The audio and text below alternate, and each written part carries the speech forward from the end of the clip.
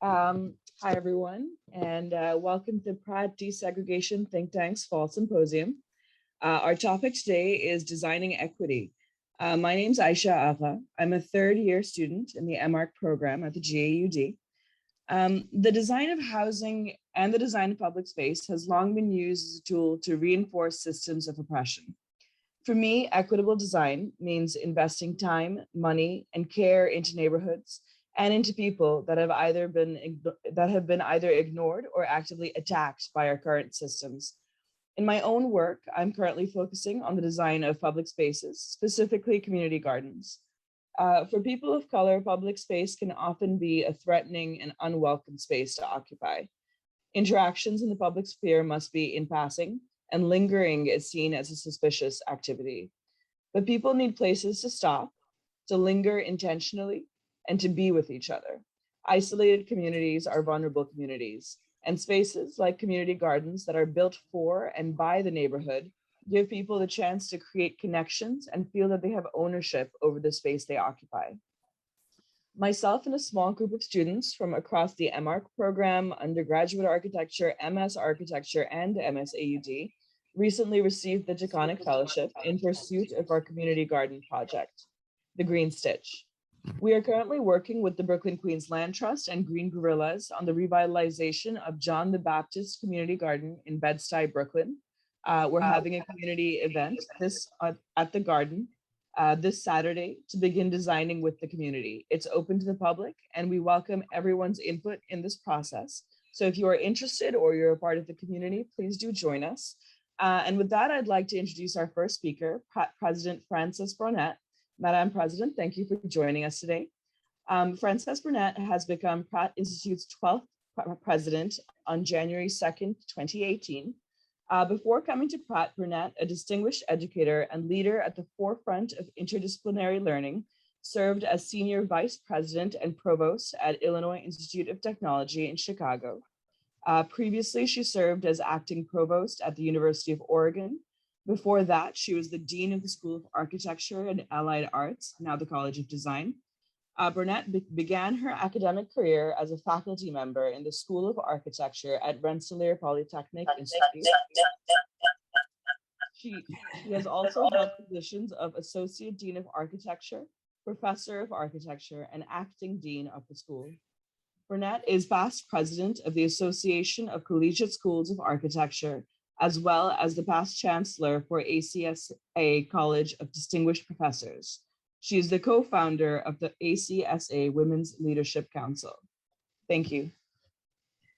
Wow, thank you, Ayesha. And before I say anything, I love that you're working on community spaces. This has been a very profoundly difficult time for many people, as we used to talk about in the 70s and 80s, the third place where we all used to hang out. If you were at school or work was one place, home was another.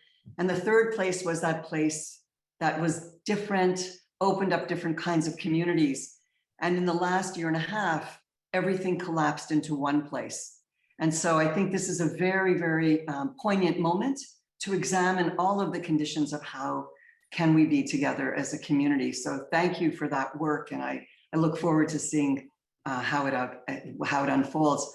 And in fact, you fit exactly into our mission. And our mission here at Pratt is to educate artists and creative professionals to be responsible contributors to society. So how fitting is that work? I'm going to ask everybody if they could go on mute, because I think we're having some reverberations. So today's symposium, as already mentioned, is about designing equity and challenges our speakers to answer: what should the design and building industry do to create more diverse, livable, healthy, enjoyable, and economically viable communities today? And the answers will find themselves in the very sometimes difficult and intersecting context of home ownership as wealth creation, home ownership as a building block of American economic development. And it also sits squarely in what we do with respect to equitable development, community participation in the economic improvement of our very own communities. So what does all of this have to do with quality of life? Does the type of housing or community you live in impact wealth generation, economic opportunity writ large? We will hear about relationships amongst workforce development, community health, racial wealth gaps, and conversation, I anticipate, about how equitable transit-oriented development, community land trusts, cooperative communities will and can be key to social and individual wellness. So how does it happen? How do we implement it? What's the role of higher education? From innovation labs to university incubators, how do we partner in trusting relationships with our deeply knowledge-bearing neighbors? Imagining this better future begins with where we live, how we establish mutual respect, and improving communities from historic districts to new developments is critical and must take principles of equity, excellence, quality of life, environment, and partnerships as organizing frameworks for that very powerful future. Pratt, as many of you know, was founded on building professional capacity for the diverse communities surrounding it. Do we have a lot of work to do? Absolutely. For 135 years, it has sustained its mission, emblematic of a work which has a commitment to our neighbors close and far. As responsible contributors to society, the call to Pratt and to all of us is clear. Thank you, Jared, to all of the people here we see and the many you are connected to for bringing us with you on the long journey to justice that demands deliberate and urgent action. This commitment to cultivating a diverse, equitable, and just society compels all of us into action to promote just societal transformation with frameworks and tools, indeed deep expertise that allow for reflection and agency. Again, thank you, Jared, for bringing the historical and cultural knowledge so that we can all act as ethical leaders in our fields and beyond. And so let me pass this, Jared, to you, I think, who is leading the charge of doing better. All right, thank you so much. Sorry, Ayesha, it's going to you. All good. So our second speaker today is Pratt School of Architecture Dean Harriet Harris. Dr. Harriet Harris is a qualified architect and Dean of the Pratt School of Architecture in Brooklyn, New York. Prior to this, she led the architecture research programs at the Royal College of Art in London. Her teaching, research, and writing focus upon pioneering new pedagogic models for design education and for widening participation in architecture to ensure it remains as diverse as the society it seeks to serve. Dean Harris has won various awards, including a Brooks Teaching Fellowship, a Higher Education Academy Internationalization Award, a Churchill Fellowship, 2 Santander Fellowships, 2 Diawa Awards, and a NESTA, National Endowment for Science, Technology, and Art Pioneer Award. Dean Harris. Thank you. I just want to check you can see my slides, I hope, and hear me. Okay, yes, great, no complaints. That's normally a good sign. Wonderful, thank you everybody. It's an honor to be here and also beaming with pride right now to hear Ayesha coolly introducing this symposium like she's been doing it for decades, even though she only graduated last year. So congratulations, and also extended congratulations for winning the incredibly prestigious Taconic Award. So obviously at Pratt, as you know, we've had a fantastic introduction from Francis. We have an explicit commitment to, in a way, some of the many principles that underpin good design of anything. And of course, it's embedded in our curriculum, our teaching. It's often led by students, not just faculty. It's plugged into our view of the world and our commitment to our community. But it comes always back down to this question of what diversity really means and equity. And I think that that's a word we can have some fun interrogating this morning. You obviously know a bit about Charles Pratt, came from poverty, and no doubt from his early experiences of housing, where he slept in the same room as 10 other siblings. You're looking at somebody who understood the critical role good housing plays actually in equity, not just in terms of housing, but also equity in every other operational context beyond that. So the quality of your housing is often reflective of your income is reflective of the work that you do, and your access to education and your access to healthcare. So all of these things are, symbiotically related and codependent. And that's, I think, another thing to be thinking about when we understand, or at least consider understanding what equity might really mean. So, of course, the school, as you probably know, in an institute, was in a way a kind of product of Charles Pratt's ambitions to rethink what was known as slum clearance area number 6. And that's this area here. So this is what it looked like before we had our institute, and of course our School of Architecture a couple of blocks away in Higgins Hall. One of the challenges, of course, with this is what might be classified as a slum to some in planning, for example, is to others a very diverse community of course, low-income families, as well as some industrial spaces. So, you know, we're in this kind of mixed use discussion already. But the tragedy, of course, with this, you know, acquisition and then repurposing of this site into something more educationally focused is, you know, the loss sometimes of that diversity within the community. And I think that's something we're quite sensitive to in the school and the institute at large, because there is, in many ways, a kind of acknowledgement that feels important not only to register, but also should by implication inform how we might rethink our approach to the community that we're now situated in. And in fact, even the displaced community is not just, of course, this diverse community, but the First Peoples and the Nape of the site.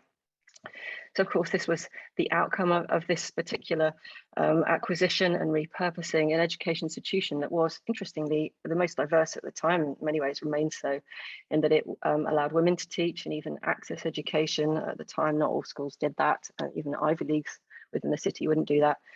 So again, there was an explicit commitment from the beginning to think about how this new, if you like, housing transformation typology of an education facility carried with it values of inclusivity. And then, of course, there is always the challenge that in the making of the assets that generated these resources, the impact on the other communities. This is Newtown Creek pollution that was not indirectly caused by the oil refineries of the Pratt family. But what was so interesting is, of course, that, you know, again, Charles Pratt's intimate understanding of what housing challenges looked like meant that it wasn't just about this kind of designing an education institution as a kind of, you know, an act of benevolence or altruism to kind of perhaps counterbalance what the oil refineries after works were doing. But instead it was that understanding again about the reciprocity between good housing, good education and working environment. So this was considered at the time a progressive housing design. This is Astral Apartments, emphasis on light, emphasis on fresh air, emphasis on, you know, and this is a very tentative example, but you can see where the direction of travel, this departitioning of the interior from the exterior, where you have these kind of Juliet-esque balconies in the front facade and so on. So again, and in some cases, windows that allow multiple points of light and so on. And so there's all these kind of like gestures within this, and not to mention, you know, the intention to make this not look at all unattractive, that were about giving status to the idea of affordable homes and ensuring workers did have a quality of life that I think the Pratt family fundamentally understood was about improving in many ways the efficiencies of the workforce and the sense of community between work and home. So there wasn't that sense of, you know, segregation perhaps. So of course the school, even now, has had a long tradition of looking at housing typologically across all departments and all disciplines. And I think that's, and the way that we frame it is really by understanding ourselves not just as designers. It's not that we have, if you like, architectural Tourette's in that we think every solution to every problem is a building, but it's a much more integrated approach, which is really understanding what the needs are of society and then thinking about whether or not there is a design solution and whether that design solution is necessarily material or object driven and whether it's more about policy or strategy or pedagogy. And in the school, of course, we have an astonishingly brilliant research consortium in housing. Jared, of course, is part of that, along with others, and within 9 months of setting themselves up, won awards for housing design. And so these expertises that we have within the school are very much, I think, going to be informing much of the dialogue today. But I think, you know, coming back to our brief, our mandate, can we design equity? Because we say that we can, or imply that we can in the title of the event, you know, designing equitably. And I think, wow, actually, like, let's step back from that for a moment. Why make that assumption that design necessarily can design any form of equality, equity, inclusion, diversity? Because, you know, I think it's, you know, we could question that really, because design in many ways is a form of action, and sometimes the intervention of architects, planners, and other designers into grassroots communities, ostensibly to design in, you know, strategies for equity, have not been successful. And we have the, if you like, the canon of housing history to look to for evidence. From my perspective, you know, I obviously come as an alien I'm fond of this classification. It is in fact a legal one. And I, coming from a kind of situation of having lived in let's just say an array of colourful housing contexts growing up, lots of different kind of relationships with families and other forms of institutional housing that I lived in. But I was very inspired when I was younger by a book called Diggers and Dreamers, and it's actually, these are some of the examples of the many manuals it had, which was essentially a directory of all the places you could live in the whole of the UK that were alternative forms of housing and community living, everything from co-ops and communes, some that were based around, chickens, some that were based around veganism, some that were based around being LGBTQ, home builders, self-builders, you name it. And it was a really colourful directory, and you can still find these archival copies. But I used to spend hours reading this thing and being fascinated about the idea of just basically becoming a pigeon whisperer in the Outer Hebrides as part of a collective with a shared interest. And so this kind of notion that actually what constitutes, a housing or a family unit, a housing unit, and what that community is on any kind of scale, is less about biological relationships and something more ideological, practical, philosophical, was I found, to me, a very logical way of reconfiguring and reimagining housing. And certainly when I was younger, I was living in, this is Manchester, north of England. It's what we used to call, well, I was living in Otterburn. Otterburn is the one on the left. So these were condemned social houses. And, I had one because no one wanted it, actually. It was 3-bedroom, beautiful, floor to ceiling windows, overlooking a motorway, to be fair, but it was still incredibly fun place to live. And the green bus is mine, by the way, because I lived in that for quite a while. And the building was fun. It had a lot of rats and stuff, and there was quite a few junkies, so that was interesting. But everyone kind of got along. But it was interesting having the situation where, people were very much, working between typologies, right? So we had, people working out of their apartments. There was a lot of kind of, as you can see from the scrap in the yard, this was actually formerly probably a proper car park. People were kind of building things and making things. And there was we had a food co-op, we had a kitchen. On every Monday night, we had a cinema in the basement where we'd sit and serve vegan beers and vegan ice creams on a load of pallets and stacked sofas that were full of little kind of golden worms that used to wiggle around a bit sometimes in the light. It was great. We had this kind of whole scene, which was, a fire hazard on every level, but on another level, just a sense of sharing between people who really didn't have much, and there was not much to argue about because no one really owned anything. Getting broken into wasn't a problem because nobody had anything to steal. So that was kind of an early part of my youth, from 18 till 24.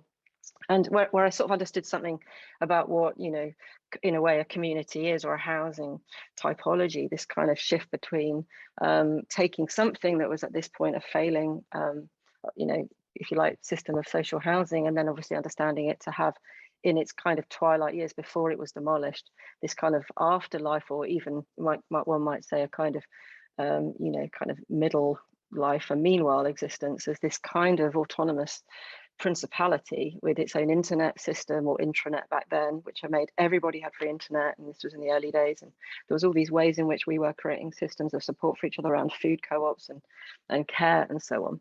So I always find that when we talk about what equity is, there are certain contingencies, and I want to talk about a few of those. Just, I'm sure you're going to hear far more detailed analyses in a moment from true experts in this area. But I think that we have to understand that equity is contingent on a number of different things. One, of course, we know that we have at the moment, even in workplace environments, the pressure to accommodate 4 different generations in a workplace. So what does that mean typologically for work, besides, extraordinarily clever ergonomics? Well, similarly with housing, if we now have these multi-generational homes, and that's actually, again, this pandemic question, because we're never going to ever achieve post-pandemic, of course, is really fueling, I think, it's putting a lot of housing, if you like, transformations into hyperdrive, because we now feel very differently about what it is to live alone, having been through such extraordinary isolation for many of us. So, of course, there are multi-family, multi-generational co-living opportunities, and more younger people who are priced out of the housing market are forced into co-living. It's not necessarily a political, ethical, or philosophical choice, but actually a necessity. We also know that people now are leaving the city. So if you look at property prices just outside of New York, those that can are selling up and going. That's depressed housing prices and growth within the city. But then, of course, there are no constraints around international acquisitions here. So at the moment, as you probably know, foreign markets own most of Manhattan in terms of housing, and they do it, of course, as an investment strategy. But that creates inequality, not internally between the New York community, as in people who live here, but externally between, if you like, New York dwellers and then global market forces, and that leaves us all quite vulnerable. We also know that housing, in terms of its materiality, presents, I think, quite explicit discrimination issues, because we know poor quality housing is hard to heat and hard to cool. So poor people are more likely to be BIPOC in the city, and they cannot afford air conditioning and heating. And so we have new phenomena around heat-related deaths. And of course, many poor communities live in areas where there are flood risk and other climate-driven concerns, which compromise what that housing, how livable that housing is, and increase vulnerability, precarity, not to mention risks to life. And then, of course, what is cultural identity and community? These are shifting sands in a city that is largely diasporan, as is the country, of course. But if we have, as you know, changing demographics regarding how people choose to identify beyond culture and so on, and race and gender.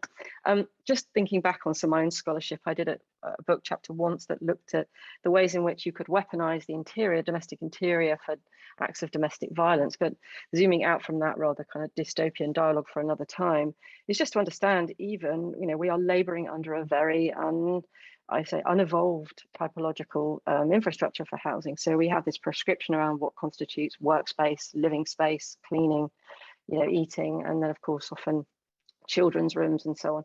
And of course, that's not evolved much. And now, now that we're incorporating workspace and potentially these multi-family and even multicultural homes, multi-identity homes as one unit, what does that then mean for the interiority of domesticity, and how can that shift, and what is our role in thinking not just as equity about access to or quality of, but also internally gender relations and just relations among members of a particular house or home.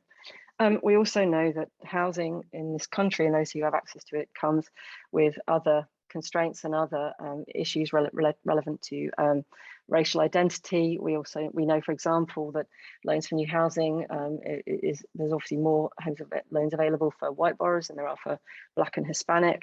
And we also know that we're facing challenges regarding zoning, the accessory dwelling units, fair housing laws on the lack thereof. And I think, just to speak to that point, it's less about assuming we can necessarily start to generate equity from a position of saying, let's do things equitably.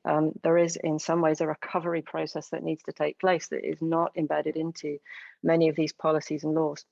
And then, of course, as I mentioned before, the correlation between home, school, healthcare, employment, and so on. And this becomes, as many would argue at Whitney, who are experts in this scholarship, the cycle of separation. So equity by design, maybe. Can we design equity? Or is it really about looking at two forms of equity to understand how they can better inform our designs or not, and our ambitions regarding our role in relation to this ambition? So I've probably waffled for far too long. It was a delight to talk to you all, and I'm going to now hand over to the experts. So thank you. Thank you so much. That was incredible. As always, Harriet, thank you. Welcome, everybody. We have some incredible speakers today. They're going to bring some ideas, topics, and more importantly, solutions, discussing designing equity. My name is Gerard Delane. If you didn't know, I'm a member of the Desegregation think tank. We are a collective of architects, designers, and developers who are focused on using housing as a catalyst for positive change. So thank you for coming today. Our next group will be Ron Schiffman and our keynote. Ron, are you there?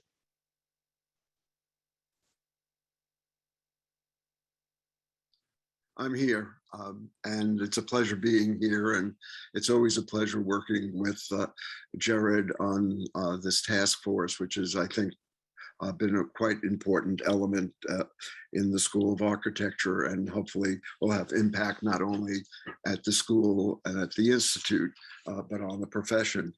I have the great pleasure today of introducing Colvin Granum as our keynote speaker. Colvin has served as president of Bedford Stuyvesant Restoration Corporation since March 2001. Restoration is the nation's first community development corporation. It owns and manages a 300,000 square foot commercial and cultural center in Brooklyn that is actually a retrofitted and repurposed milk processing facility.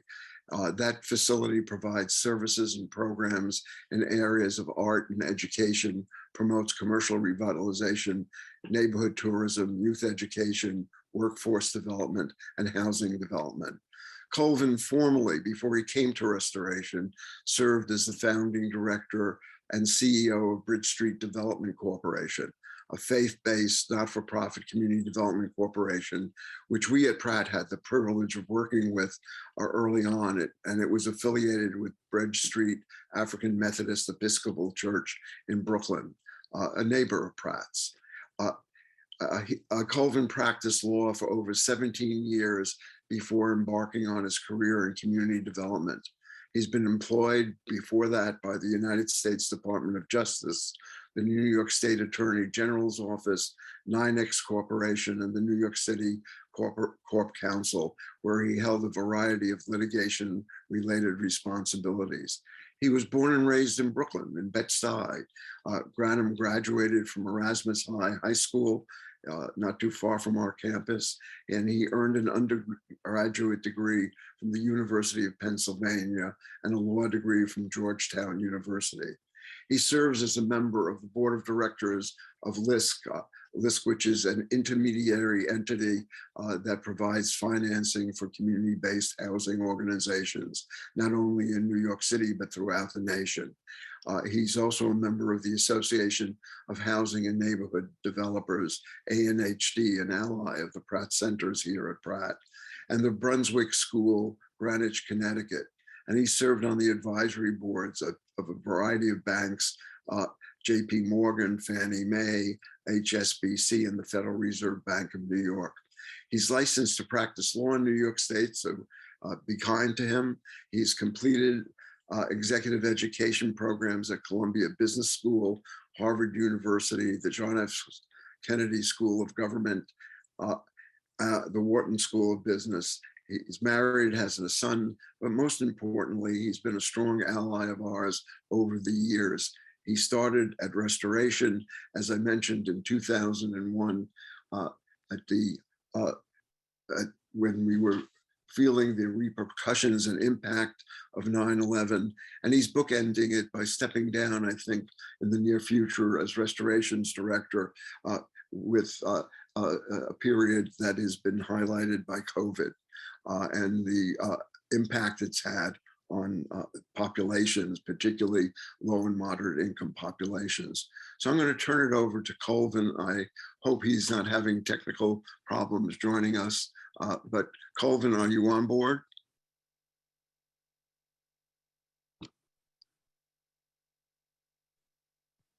I see him there. Can you hear me? Yes. Hello?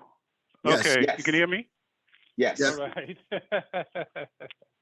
My heavens. Things are easier in person to some extent. Thank you, Ron. That was a more exhaustive introduction than I've heard about me in a very long time. And so I thank you for that. And it's a pleasure for me to be here with you all today. I really appreciate the invitation from you and Jared and the Pratt Institute. First, I want to issue a disclaimer. I see myself as a community developer with a dab of real estate development experience. I am not a planner. I'm not an architect or a designer, although sometimes I wish I was. As such, you are visionaries, creatives, educators, and problem solvers. You have been responsible for shaping cities, towns, and hamlets. Today, your talents are needed to resolve the significant economic disparity issues of our time. Disparities that are undermining the social and political fabric of our nation. Disparities that are a product of intentional planning and policy.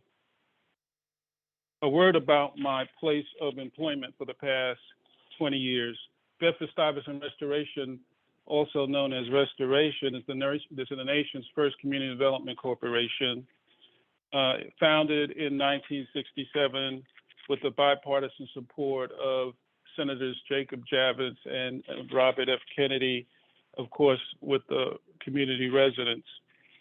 In 1966, Senator Kennedy embarked on a walking tour of Bedford-Stuyvesant in order to witness firsthand what was commonly referred to as urban blight, the compounding effects of white and middle-class flight and systemic disinvestment left Bedford-Stuyvesant and all of central Brooklyn with an imperceptible economic pulse.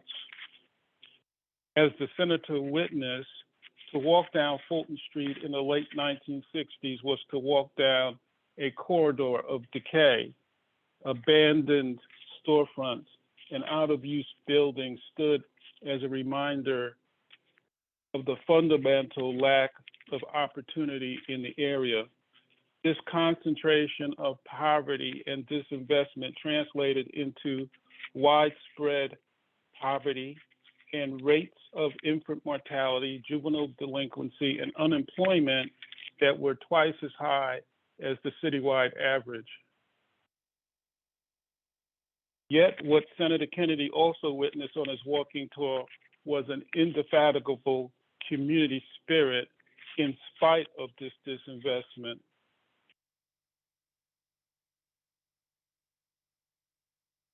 Can you hear me still? Yes, we hear you. Okay, thank you. I'm sorry. I'm getting these messages on my screen.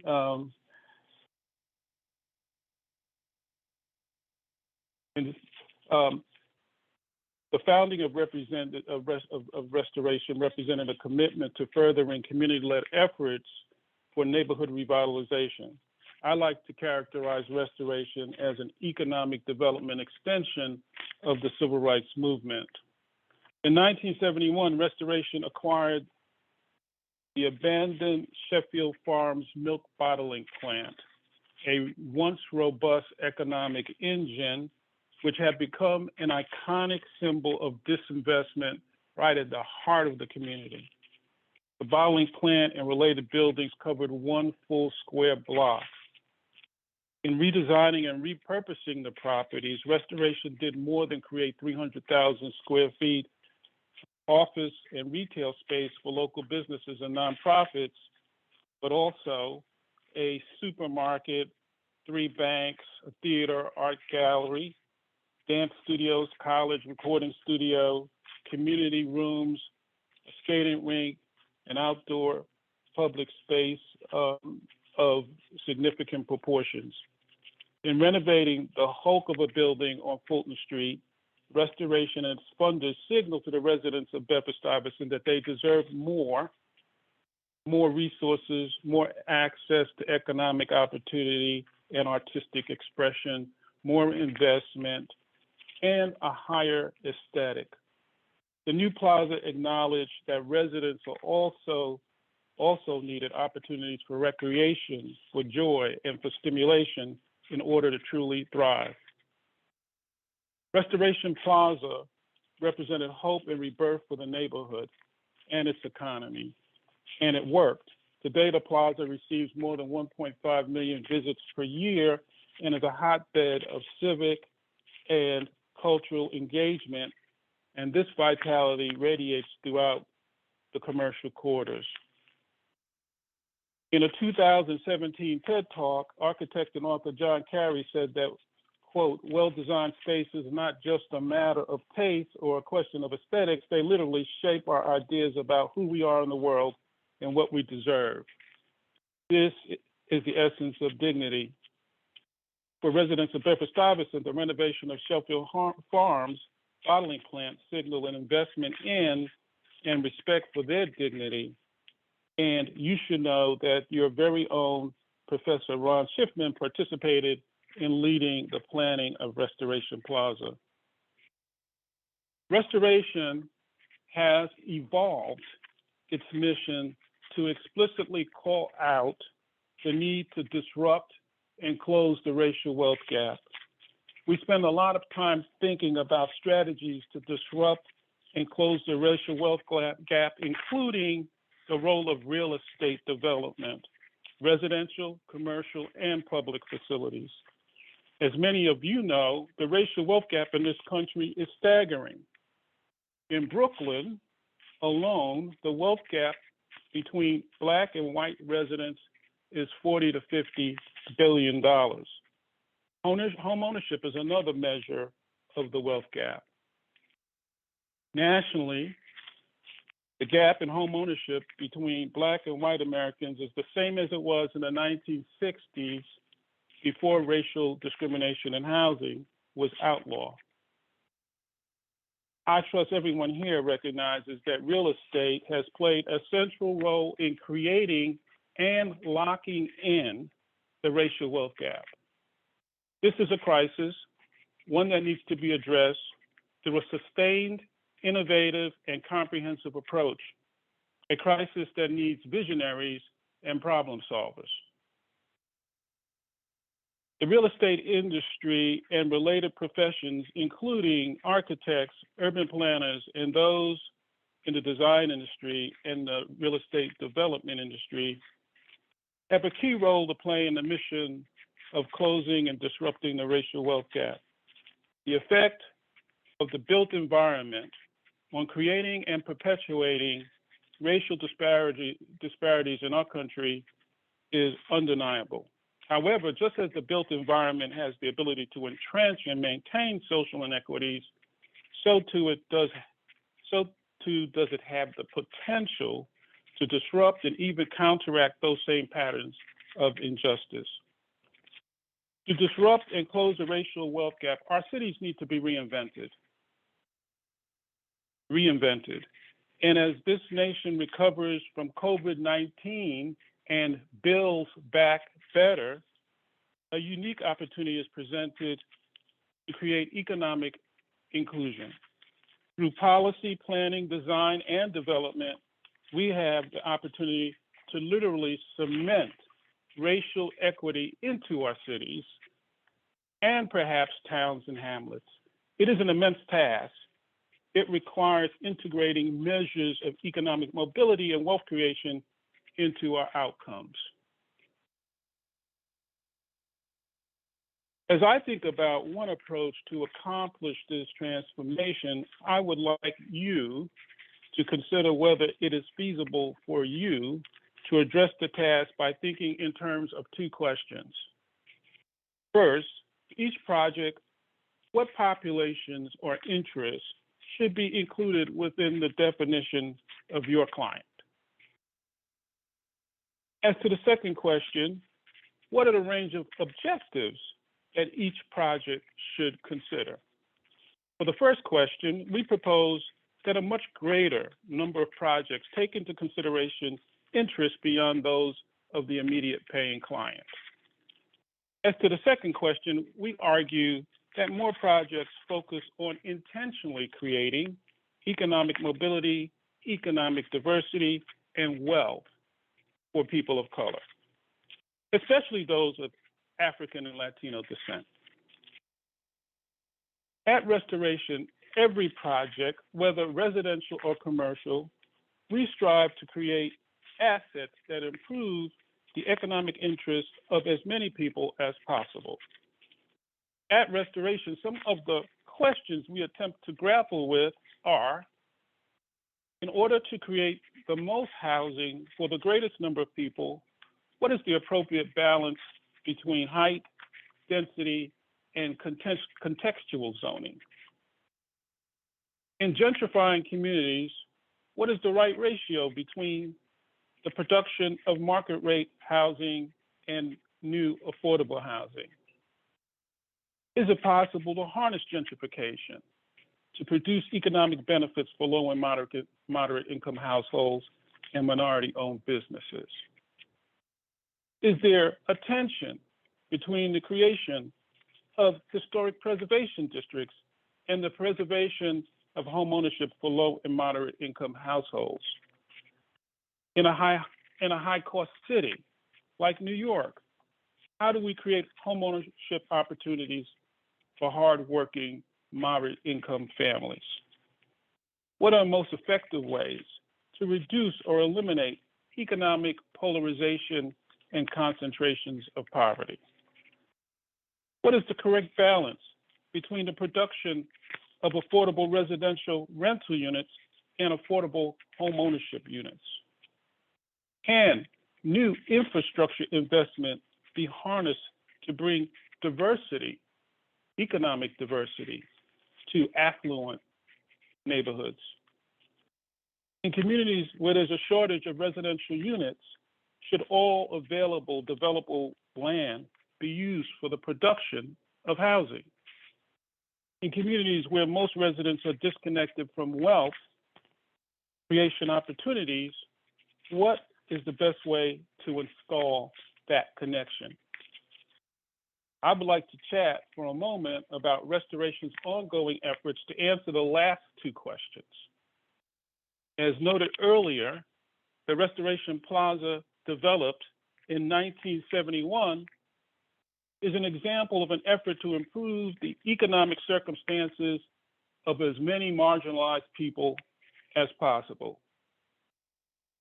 However, for the past 2 years, we have been working on completely reimagining Restoration Plaza and vastly increasing its economic and cultural benefits to the residents of Central Brooklyn and beyond.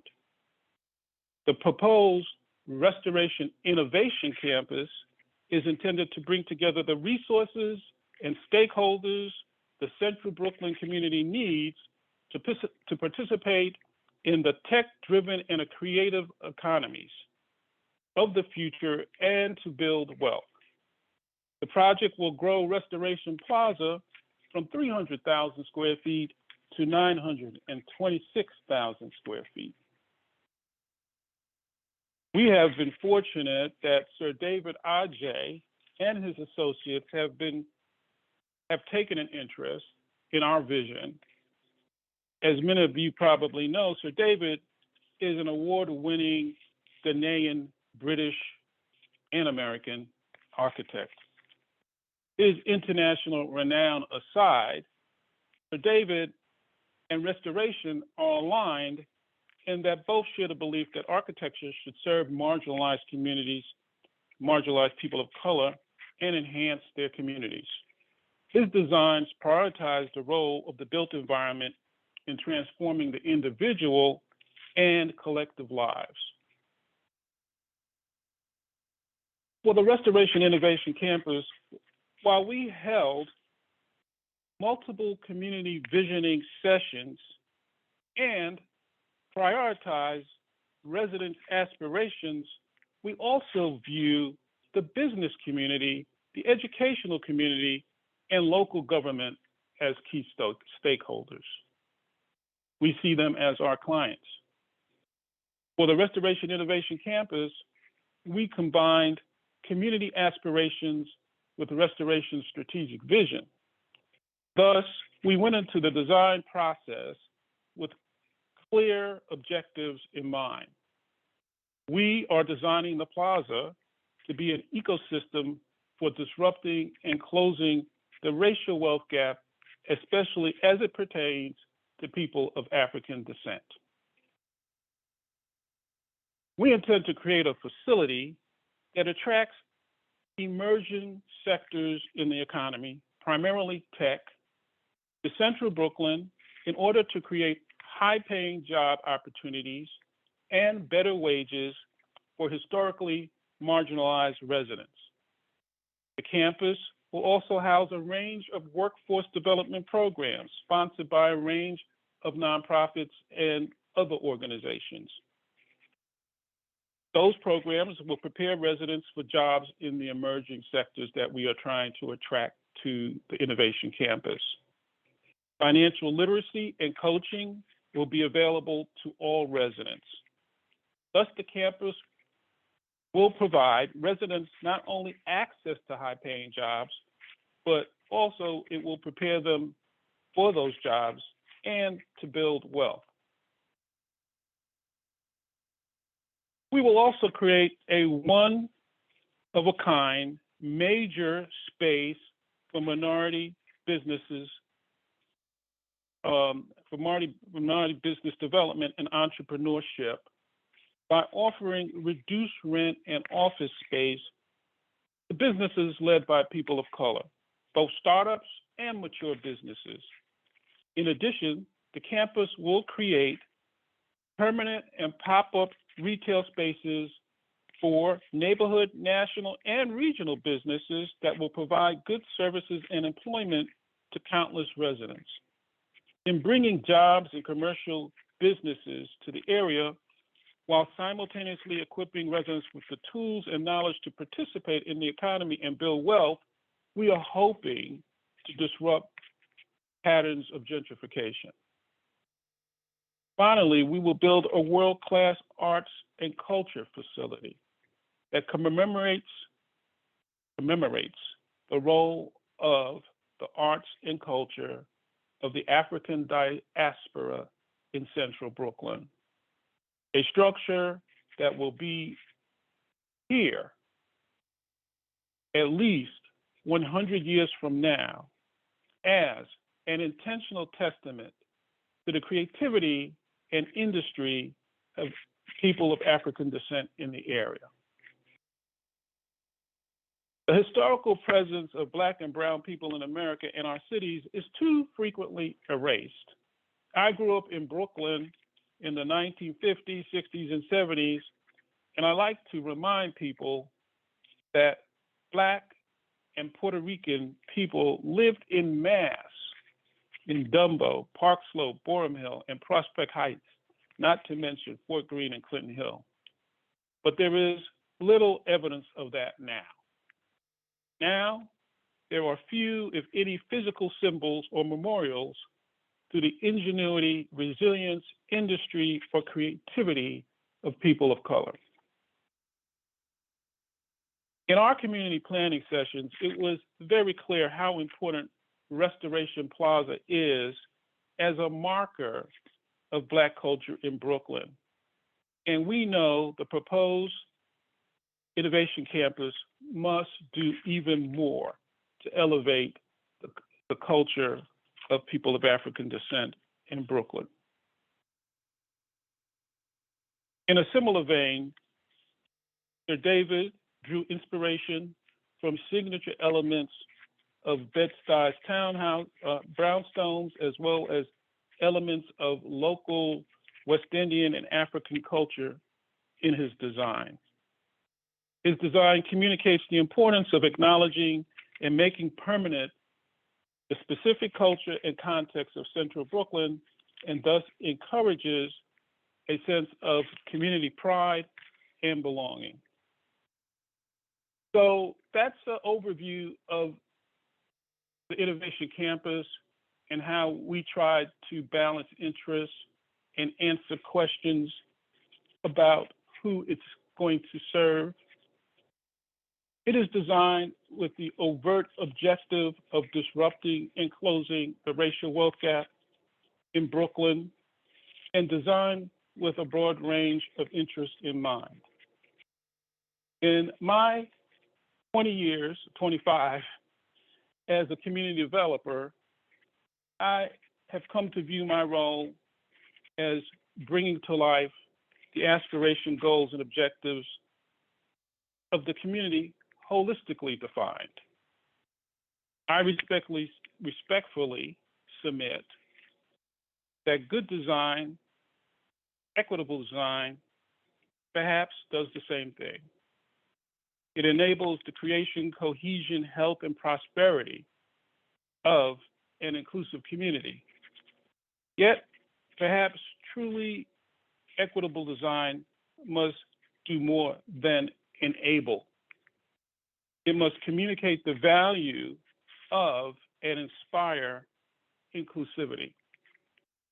Equitable design must build opportunities for economic mobility and wealth creation into the fabric of our cities through innovative solutions that respect the needs and dignity of the population. In closing, I'll say, and Ron has reminded me that this is critical, As Whitney Young, then president of the NAACP, said to the AIA conference 53 years ago, you, designers, planners, developers, cannot be silent in the face of an equity crisis. So thank you very much for the opportunity to speak to you this morning, and I certainly do hope that you will continue to have a productive session.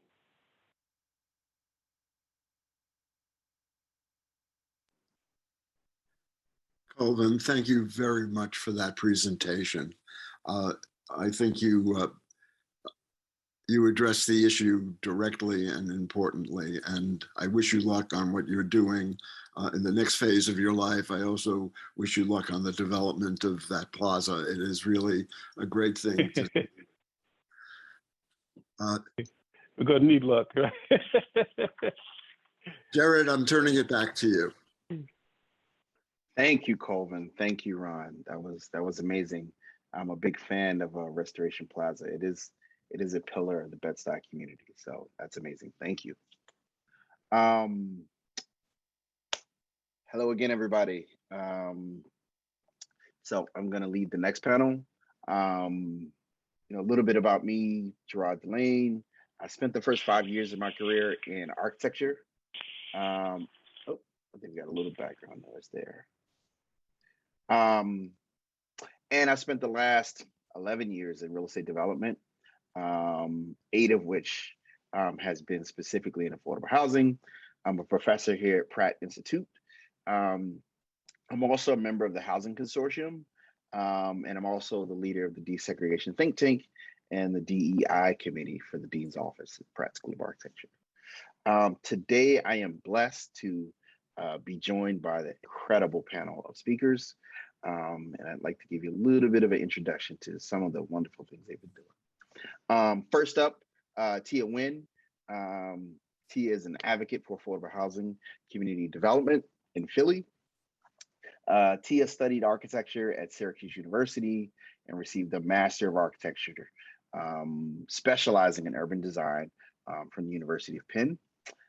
She is focusing her practice on revitalization of urban communities and how experience of the built environment shapes perception of place. She was a director of project planning for Habitat for Humanity in Philly. She serves as the project manager for acquisition, design, and permitting for their projects. She's now the executive director of Community Design Collaborative.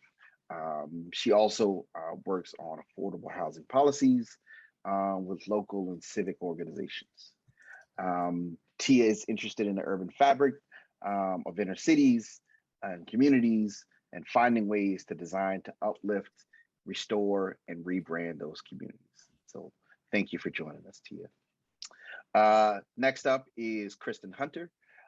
Kristen is a doctoral candidate in real estate finance and urban development at Harvard University Graduate School of Design.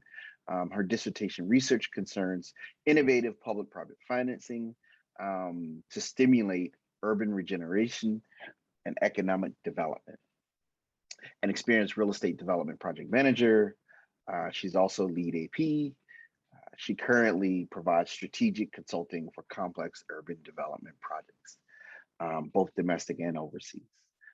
Kristen, thank you for joining us. Next up, we have Aisha Dinsmore Bay.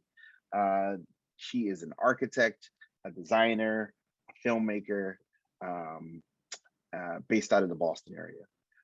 Aisha is also a Doctor of Design candidate at Harvard Graduate School of Design, focusing on issues around how the arts can combat gentrification and building up communities.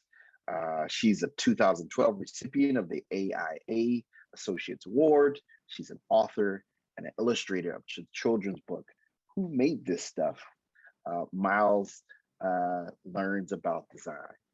She's also a writer, producer, and director of an award-winning short film named Room. Her professional practice specializes in architecture, interiors, lighting, design, graphic designs, film, and art. She is also a graduate of Florida A&M University School of Architecture. So welcome, Aisha. And then the last panelist on the panel, Killian. Killian Riano is the Assistant Dean of Pratt Institute School of Architecture, located in Brooklyn, New York. In this role, he works across all 4 school departments to help develop and amplify research-driven spatial outcomes with real-world impact. He is also the founder and lead designer of Design Agency, a design studio exploring new forms of political design, processes, engagements through architecture, urbanism, landscapes, and art. Killian is one of the initiators of the core members of Dark Matter, which is a wonderful organization. Killian also holds a Bachelor of Design in Architecture from the University of Florida School of Architecture, and a Master's of Architecture from Harvard University's Graduate School of Design. Welcome, Killian. So I have a very long list of questions for us to discuss today. Hopefully we get through a lot of them. And I want this conversation to be, a rather cordial conversation among a bunch of well-educated friends. I'm certain friends around the country are going to be having similar conversations. So I'll leave a few minutes toward the end for Q&A. So please place questions into the chat, and let's get into it, right? So let me welcome in my panelists. How are you guys doing today? Good, thank you. Good, thank you. Nice to be here. Friday, so everything's better. Wonderful, wonderful. Everything's better on Friday. So, Tia, I want to start with you. For those who aren't aware, what does Habitat for Humanity do? Sure, and also I know I missed my intro. Sorry, I was in a meeting. So I actually currently am the executive director at the Community Design Collaborative in Philadelphia. I left Habitat a year ago, but I can still explain what Habitat does, so it's okay. I did work there for 4 years. So Habitat for Humanity is a national nonprofit focused on producing affordable home ownership opportunities for low-income households and individuals. And it defines low income by federal standards, which is under 80% of the area median income. I know you guys are architecture students and some of you are real estate students. So for those that don't know what area median income is, it's a metric that is used federally to determine a need, right? So we use it for things like SNAP benefits, and we use it for things like affordable housing, public housing, etc. And what it means is that in a given area that the area median income, 50% of the population makes below that number, 50% of the population makes above that number.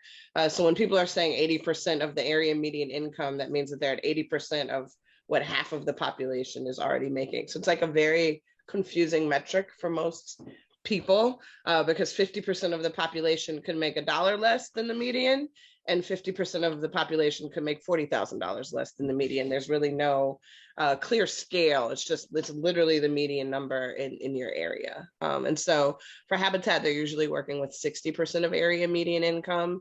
In some higher income markets, they do go up to 80%, which is where the legal definition by federal terms of affordable housing comes from. Fantastic, fantastic. They specifically focus on affordable home ownership. Correct. Right. We're building some affordable home ownership homes in Brooklyn right now. It's really hard. Really hard. It's very, very hard. It's really hard. And since COVID has started, hard costs have not gone down. It's gone up. The cost of construction has gone up. Yeah, it's supply actually more chain difficult. Yeah. In the very early part of the pandemic, so I didn't switch jobs until October of the pandemic, and I spent the first 3 months of the pandemic literally dealing with everyday construction woes. It was like insane. Like I spent 9 hours one day on the phone just with like cities, buildings department trying to get building permits, like things like that. So I know I get it. Yeah, it's tough. It's important work, but it is really hard. Really hard. And for practitioners and students. I want them to understand kind of what they're walking into, and hopefully solve some problems that you and I didn't solve yet to be even more successful, right? So, Aisha, in the previous presentation Coburn was providing, he spoke quite a bit about the artists and the part of the arts and culture in this kind of like innovation district. How can artists, be supportive of the process of improving communities? So I think it's a complex question in that historically, especially in communities of color, artists have used whether it's any kind of artistic kind of expression, whether it's poetry, whether it's visual art, whatever it is, to be able to retain a sense of not only cultural identity, but kind of spatial agency. And so I think that's one way that artists are able to contribute to communities, one of the small ways that artists are able to contribute to communities. But it's also a little complicated in that art can also be used as a tool, just like anything else, to create marginalization. And by that, I mean, and I always like to quote use this particular quote. There's a person, his name is Nato Thompson, and he calls himself likes to build cultural infrastructure. He's also a curator. I think he's based in Philly.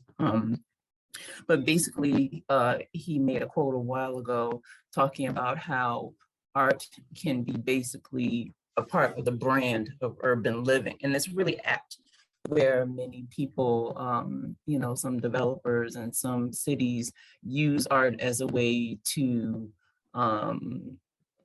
entice higher income individuals because of the cultural capital that artists have to entice higher income individuals into a city or back into the city because of the proximity to the theater or the museum or, music in the park. And so that can be a way to marginalize others, to create what's called arts gentrification, where, Lincoln Center, Lincoln Center was historically where it is now, was a community of color.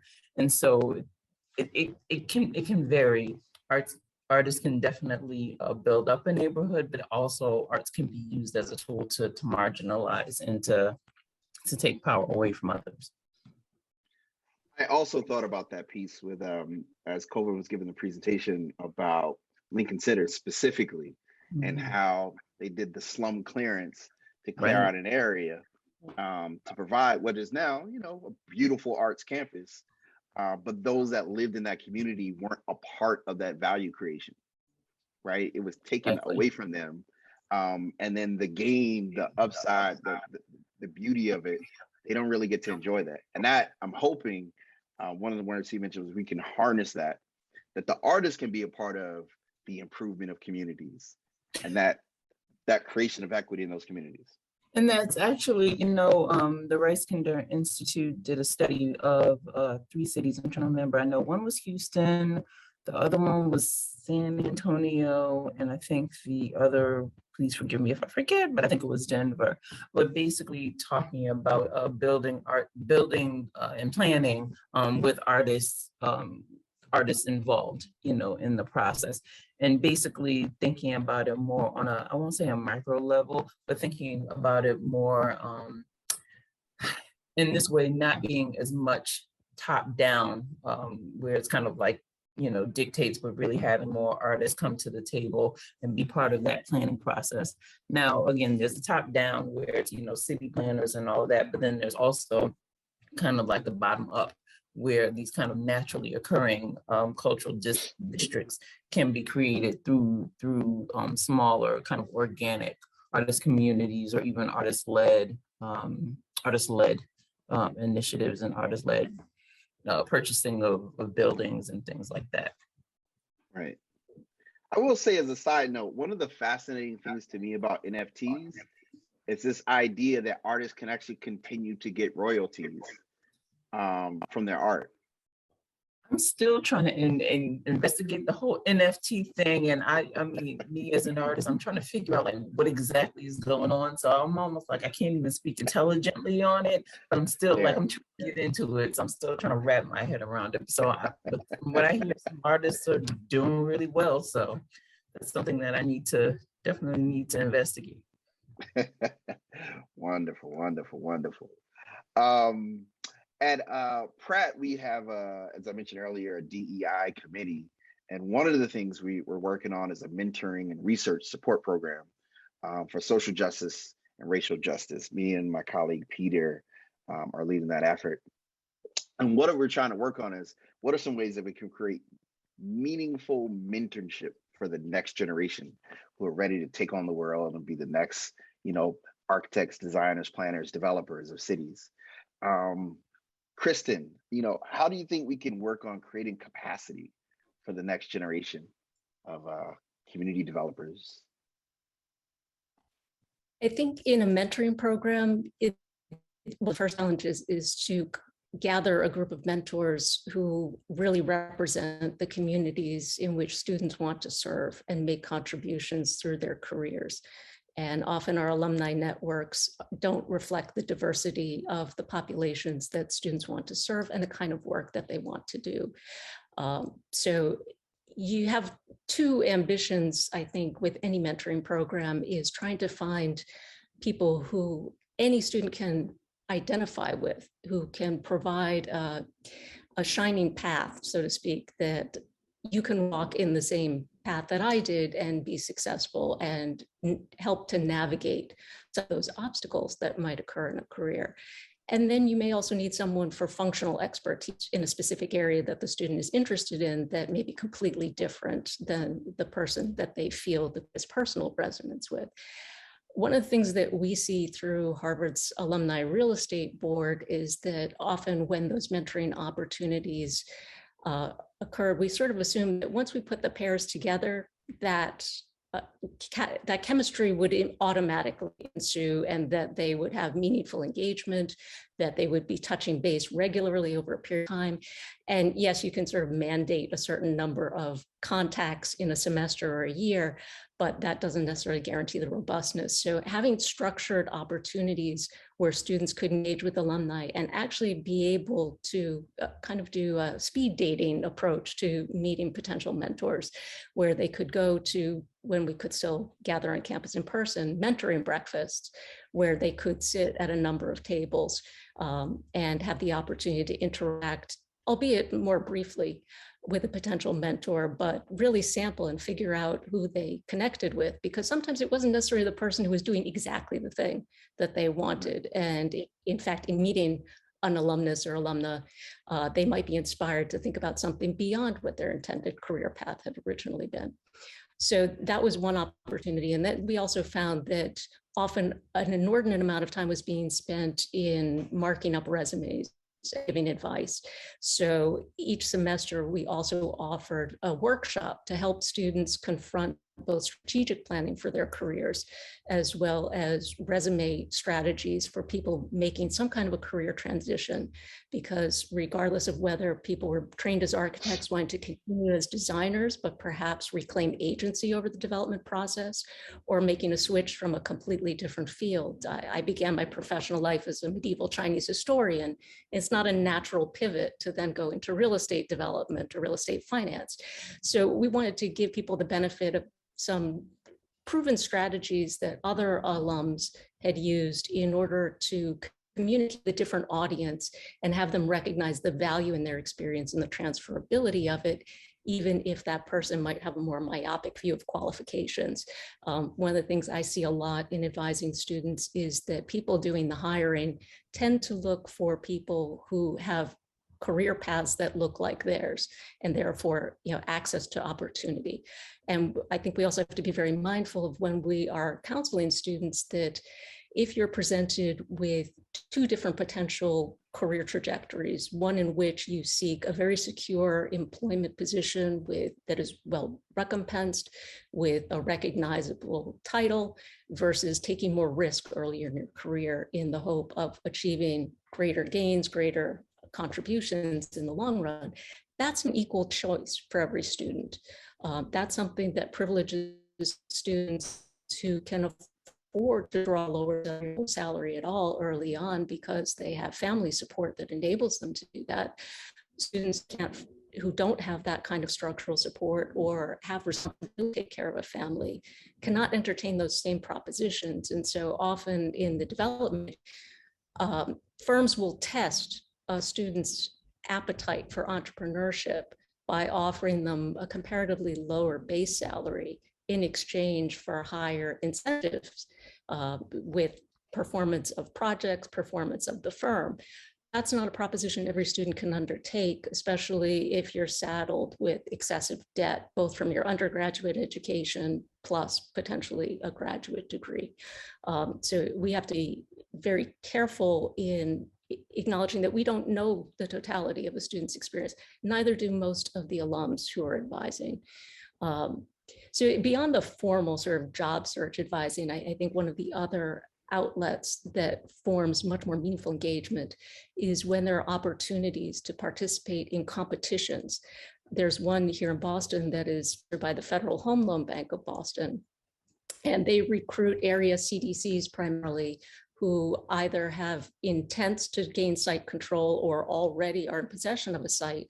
And students can work on creating a turnkey development proposal that encompasses not only the design vision and the financing implementation strategy, but much more importantly, a very robust community engagement piece that they actually have to go out and do a certain amount of community engagement legwork most of the time. Sometimes the site is kind of under the radar. No one wants that talked about publicly yet, but most of the time they're actually talking with tenants in buildings that the CDC has already completed. They're working with the staff at the CDC.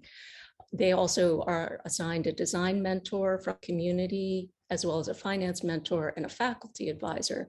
The idea is that, not only are they gaining experience in something invaluable for their portfolio that they can face, that is a very tangible professional product, but they are also gaining greater access to the range of career opportunities. And the Federal Home Loan Bank sponsors it to encourage students to think about this career path, and so that they could create the next generation of professionals, so that there isn't a talent gap in the middle ranks.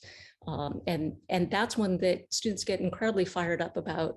It's more doable for the sake that it is built into a course whose deliverables correspond to the milestones of the competition, because it is a 2-month marathon. And so although that only gives you a little bit of breathing room, the students are so passionate about what they're doing. And it really gives them a great platform to consider a variety of opportunities, and also to engage much more directly with a community that otherwise they might not get outside the boundaries of the campus to ever really interact with. Wonderful, wonderful, wonderful. Yes, I know one of the things that I'm really enjoying about architecture schools across the board is that the concept of community engagement is much more intertwined into our academia now. And the way at which we design and create buildings and encourage our students to try to design buildings instead of just coming in as an expert and parachuting in like, these are great ideas, you should just take this. But actually asking people what they want in their communities to make their community better. I like to use Scott Ruff's quote, coming in as an advocate for that community. So Killian, my guy. Hello. Can you tell us a little bit about Dark Matter University for those who don't know? Hi, everyone. First of all, there are actually multiple people that are part of the collective that is Dark Matter University here, including Taya, AL, so Vanessa. So I'll share a little bit, and then as people feel free, anyone that is a core member and was one of the initiators as well, all these folks. So feel free to interrupt me and or go after me to describe. Oh, wrong. I was gonna put the link on the website. So Dark Matter University is a collective of BIPOC educators that came together right after the murder of George Floyd and the subsequent protest and uprisings that happened, and began to look and think about our own kind of backyard, kind of what is the racial and inequity issues that we deal with in the built environment, specifically within academic institutions, within the things that we do. A lot of teachers, a lot of students, and actually less students, because quite honestly, they kind of stayed in the designers protest fold, but a lot of teachers and some administrators as well, which now includes me. At the time it didn't. We came together and very quickly formed a mission and a vision that I think begins to point towards where we would want architectural design education, the education of the allied built environment fields to go. And we began to put it in practice right away. Within the right away, the first opportunity came at Tuskegee University, where a group of 5 of us went in and gave presentations about our paths within architecture, where some of us were more in the art world, some people had gone into nonprofits, some people were teaching. And what that could mean for their potential career. So it was for beginning freshmen at Tuskegee. The folks in that group included Justin Garrett Moore, Jerome Hafford, Jennifer Newsom, Vanessa Alicea Chucky, who's here right now, and myself. Then the Dark Matter created a series of educational experiences. I don't know if that sounds kind of a little too weird of a language, but classes called Design Justice Fundamentals that were the basic same infrastructure that was then filled in by the different specific faculty teaching it and the specific schools that they were teaching it within alongside students. One of the beautiful things about that course, and pretty much everything that we've been doing, is that it's collective, and it both encourages collectivity, always teaching together, always coming up with things together, but also pretty much it has happened that almost every course happens at 2 institutions at the same time. So some of these the courses, and this is the place where I'm gonna get in trouble because I don't 100% remember everyone's. But I think FAMU worked with Utah, for example, and that kind of relationships and creating that. There were also courses like one taught by Jerome Hafford and Curry Hackett called Fugitive Practices, that was between Howard and Yale University, that are changing the way that Yale University is thinking about its partnerships and the way they teach courses and the way they partner with HBCUs as equals in providing curriculum. So I'll shut up and I'll invite anyone else from Dark Matter University to maybe provide anything else that I may have missed. You did a wonderful ad, Killian. It was great. It's perfect. I would say for if anyone was interested, I'll drop our email in the chat. We do onboard new collaborators every the last Saturday of every month. So if anyone is like, oh, that sounds really interesting and I'd like to know more, get to know you guys more. We're all here. You guys know how to use Zoom now, so you know how to direct message if you have any other. So again, that's A.L. Hu, Vanessa Alicea Chucky, Taya, and myself. And I also put a link to a video that we did at the ACSA, again, radical kind of collectivity. There were 16 of us in a 1 hour and a half, maybe 2 hour session, showcasing all these experiments and work on anti-racist pedagogy. I love it. I love it. I love it. So I'll send you a message. I want to join. You know, Killian, we were talking, a few days ago, and you brought up a great contrarian question that even in our kind of like planning sessions, we actually discussed this about the kind of dilemma about ownership. You mentioned about this, there is some questions out there about, who should and could own real estate and ownership of real estate. You'd like to speak on that a little bit? Yeah, it's a little conversation that I've had, and that quite honestly I've been even thinking about since it was last spring, right? Last spring's symposium. At the time I was in Cleveland. Lots of things have changed since. I'm now here in New York City and all that. But one thing that I have seen since then is, as we're beginning to have these conversations, the question of ownership keeps coming up, especially in activists, left of center circles, groups that are thinking about what equity means, etc. Where people sometimes come back that the focus on ownership buys into the very inequity that is reflected in our built environment. That what we should be coming up with is alternatives to ownership, that we should be coming up with new ways of thinking about the way we work and live together, etc. I have seen that now in multiple places, including, for example, a good friend of many of ours, Kofi Boone, who has been working on the history and future of the Black Cooperative, the Black Commons. We invited him to something that we participated and helped organize the summer called Architecture Beyond Capitalism, a school experiment.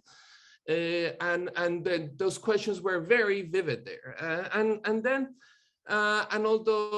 myself, a lot of my research, and one of the reasons I lived in Cleveland was actually because of the cooperatives and the collectives that were there, and was working specifically with Black-led cooperative movement called Cleveland Owns, that's working within Huff, some of the communities that were redlined, and that were systematically disinvested on, where, one time they had the density of a Brooklyn or a Queens. Now there's 3 houses in every block. And you see the physical outcomes of a series of decisions and policies in real time. And those same set of groups of people, including the arts, as Aisha was mentioning, I actually was working with ballet dancers, editors, writers, from that community that are using those processes and systems to feed into planning programs. So, so for me, it's an interesting question. And one of the things that to me gets ignored when the question of ownership comes up is that, and it's something that Gerard, you have emphasized, is the idea of generational wealth. That it's okay to say we need to rethink ownership if you already have some wealth to begin with, right? Like if you already kind of had the opportunity for ownership. What happens to when you don't, and what happens? And then what are the opportunities if the goal is for more commonly owned wealth? Like if we need to rethink ownership, that also requires rethinking wealth. It requires rethinking the history that has systematically again kept groups from being able to gather that wealth. So we get into questions of reparations, and we get into questions that are larger and larger. But it's something that, Gerard, that seems to have always been under the surface in this conversation, but that has been more on the surface than many other conversations I've had on this topic, which is the questions around wealth, reparations, as well as then what does ownership then mean for equity? And I don't have answers. I only have some experiences and more questions.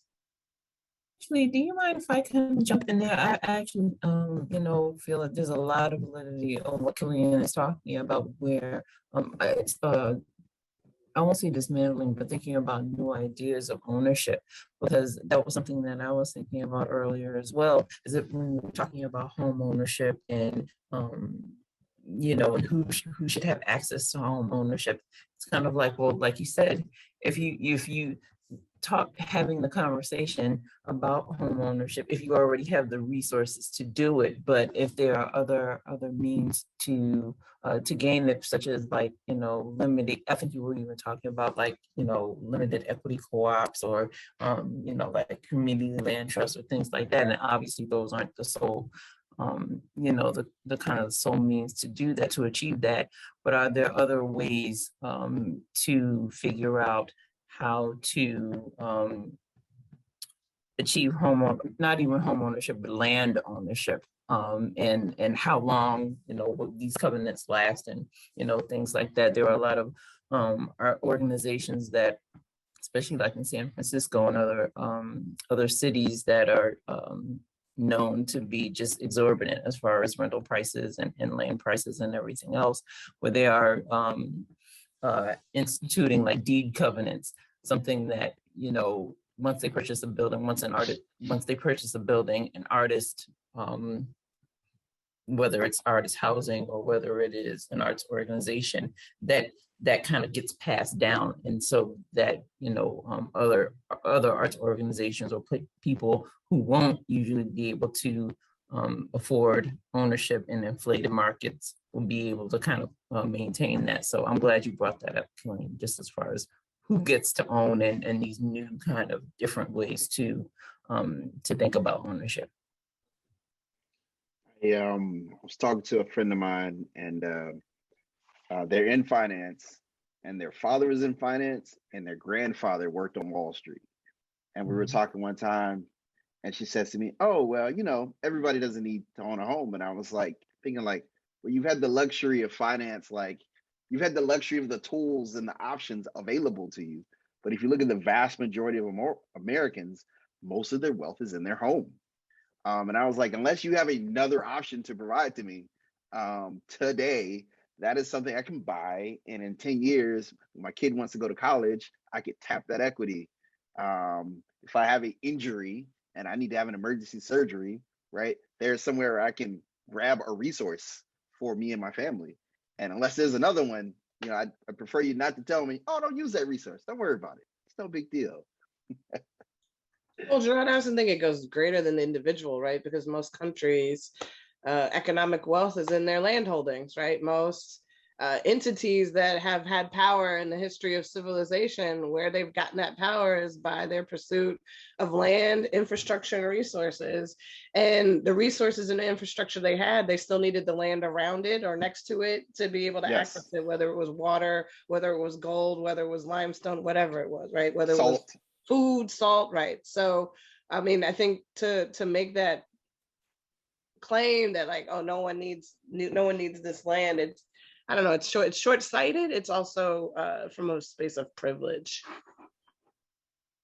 Most definitely, because property ownership is so intrinsically tied to self-determination. And in addition to all the safety net functions that you identified, Gerard, also for a lot of small business owners, that is one of the first tangible steps they take after founding their business and stabilizing it, is to purchase a property to provide economic security for their family, but also for their business, so that in the event of a pandemic, for example, if you are working in a customer-oriented business as opposed to a service-oriented business, and you're afraid that everything that you've worked for, everything that you've invested in for your entire career could disappear over the next 6 months to a year, knowing that you have the property underneath you for your business would be key. But for many, that's absolutely prohibitive. But if you have equity in your home, in the worst situation, you can draw on that, and it's a low cost source of financing that ultimately you can access much more quickly if you have to pivot in the worst of situations. And that enables you to take some risks that otherwise you might not be able to for your business to grow as well. And homeownership is particularly attractive to new Americans who are often finding economic opportunity and security through the construction trades, through the food service industry, and those employment avenues can be inherently unstable, and having homeownership can build a foundation for then not only providing for a family's needs, creating wealth for a future generation, but really pyramiding on top of it in order to have another strain of income that you can rely on to help bolster against vicissitudes in the market. Gerard, if I may, because I think this is such an exciting conversation. And I wanted to add, my contributions might be less kind of as specific as everyone else's have been, and it's more kind of up here. But I've shared this with you and probably with a few people here, but there's a Dapper Dan. Dapper Dan, for anyone that doesn't know, was a hip hop fashion icon who really kind of reimagined luxury products in many ways. But there was a profile of Dapper Dan, who's from Harlem, and the New Yorker about 12, 15 years ago, something like that. But it had one of the most salient and interesting political theory points that I've ever heard, which was the difference between hip hop and punk. And punk refusing power, and all this way of behaving and symbology was a way of reaction against power. And here we can go ownership, you know. And hip hop, and through Dapper Dan's reuse of luxury logos, and even the way he says here, Africanize them, changing them, because and the article goes on to explain, since it's a group of people that have historically never had power, reimagining the symbols of power became the way of expressing things.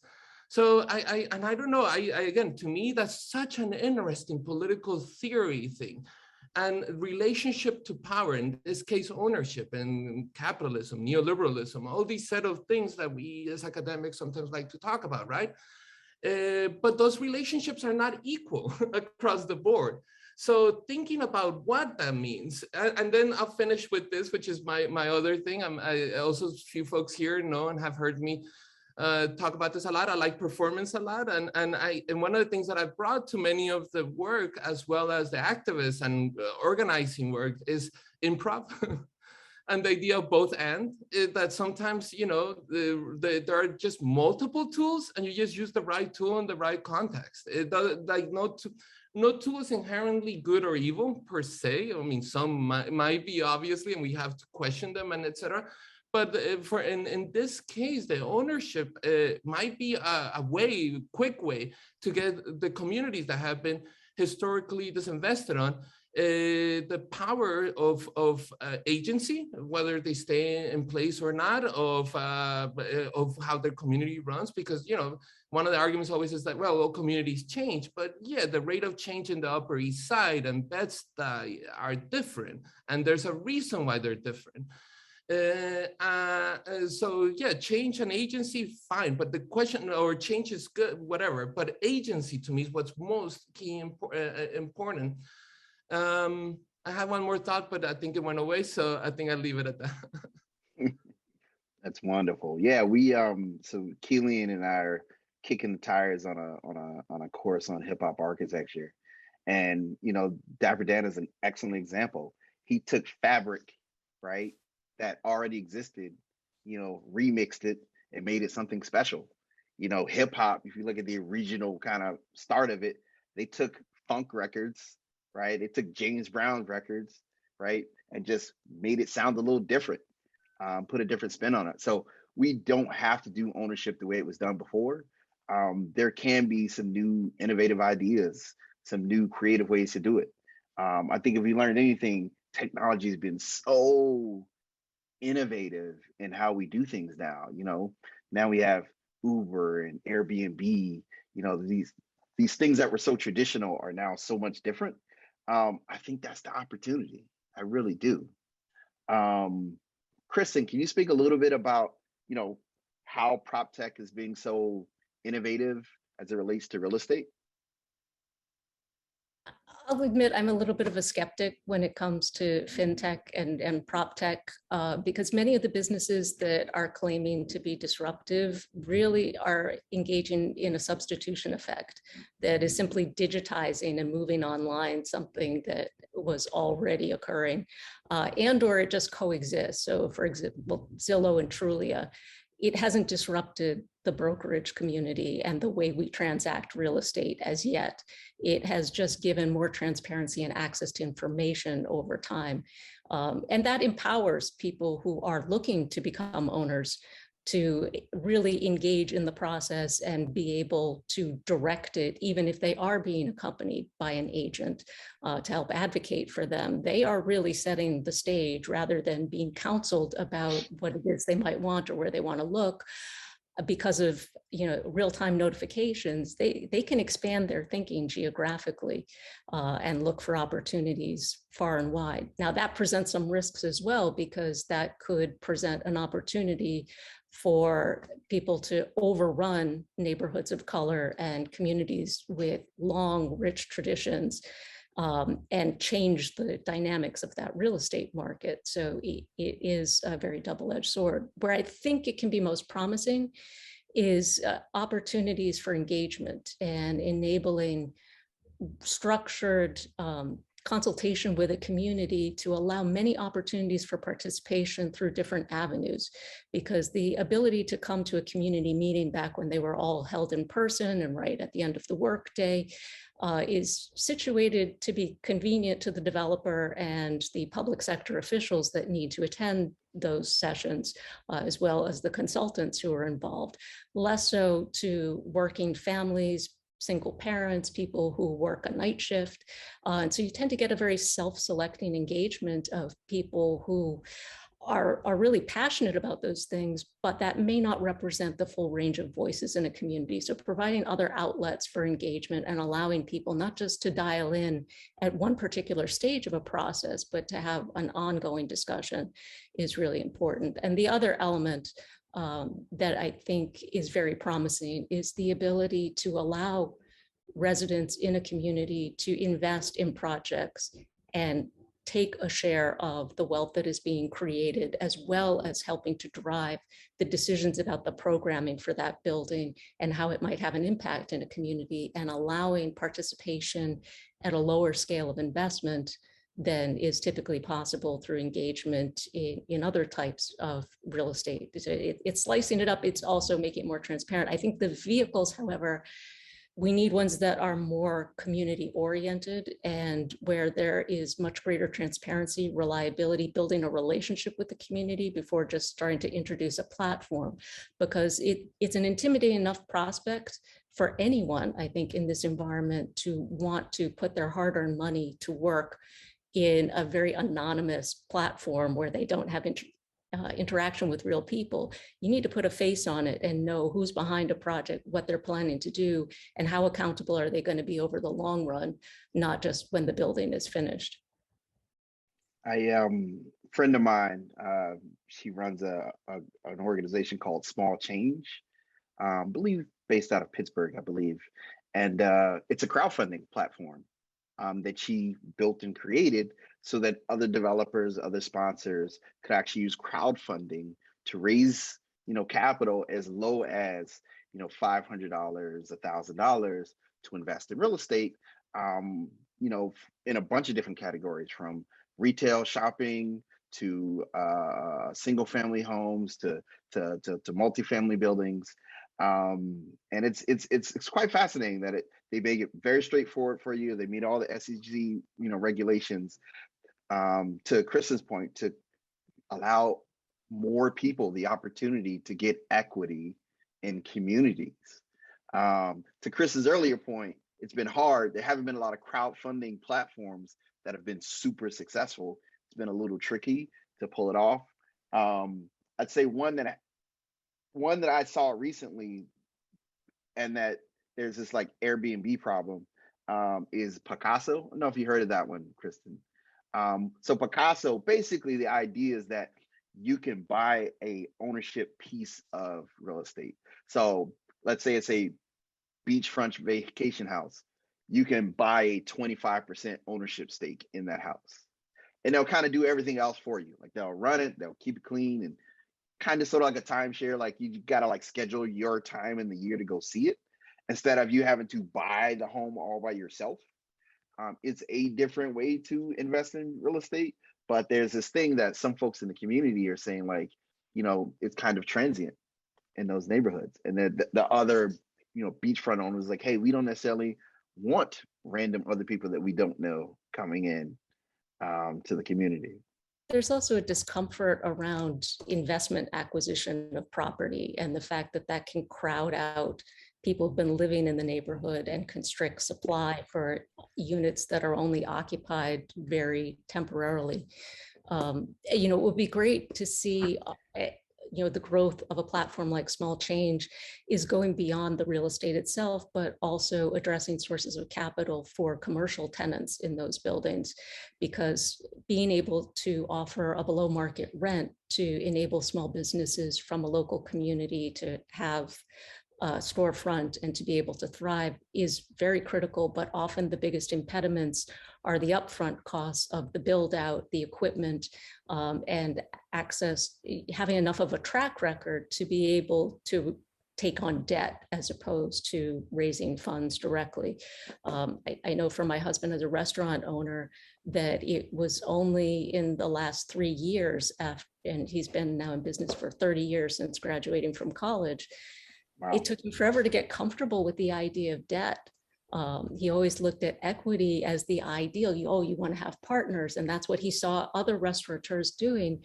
And it took a lot of convincing to say equity is the most expensive form of capital you can have. If you have the track record to get debt, Yes, it's cheaper and it's deductible. But it's much harder to do that initially, and you have to be in operation for a long time. And that represents a huge risk because often whole families are pulling together resources to be able to take that initial step. And by the time they open, they may be running on little to no operating capital and really holding on by the hair of their chin. So if these platforms can also offer opportunities for people in a community to support the businesses that they want to see, that they want to frequent, that are not targeted to the clientele that a new development typically will entice, that again, going back to Killian's points, it's all about agency and about giving communities a range of choices so they can determine for themselves which approach and which path in their lives and for their families is most beneficial.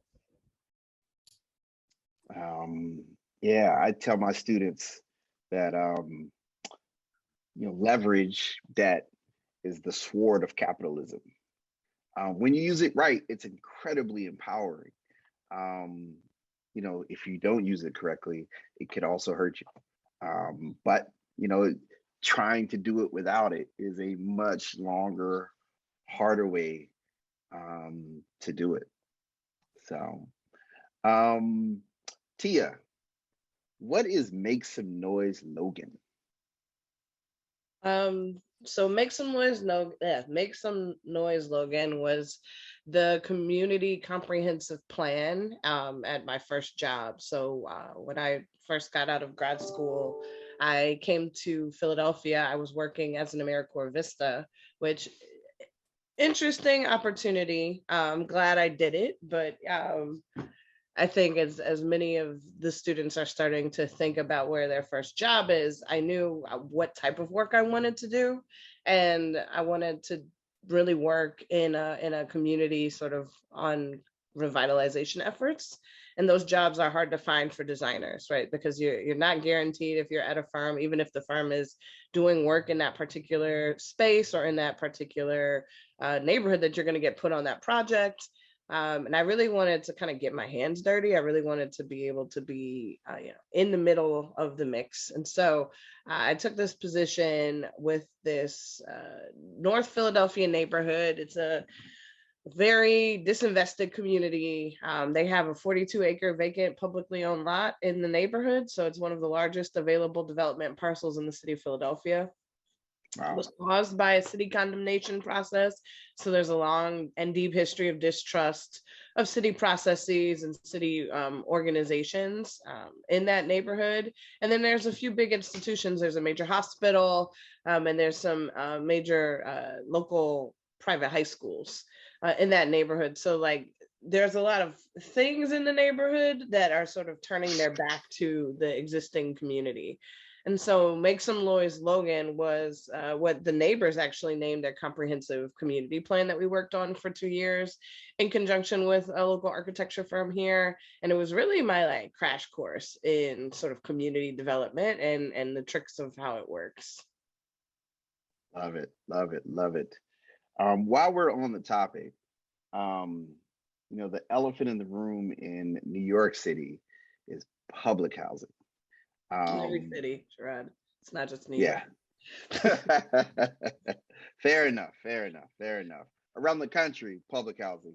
But, for those who don't know, 25% of all public housing in America is in NYCHA, New York City Housing Authority. We have a lot of it. So trying to improve Black and brown communities in New York City, these buildings, these campuses are absolutely everywhere. What role do they play in this idea of creating equity in communities, Tia?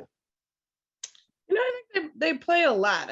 Public housing is hard. I'm a strong advocate of the idea of public housing. I'm not going to say that I'm always an advocate of how it plays out on the ground in real life, but when public housing started in this country, right, it was in response to a very specific issue, right? They were responding to the slums. They were responding to the organic way neighborhoods and cities had popped up sort of before we formalized what we want to call cities, what we want to call building codes, what we consider zoning. And so I think, at the time that public housing was first conceptualized, it was the idea, it did two things. One, it standardized housing, right? It provided a standard that mitigated risk for the U.S. government for housing from a public health standpoint, right? They were responding to public health risks. They had seen what happened in London with the Black Plague. We didn't want the same thing to happen. And this was their way to sort of immediately formalize what was at that time the closest thing that we would have ever had in the country to favelas, right? Which would have been the tenements in New York City. And so one, it was doing this functional policy thing for them.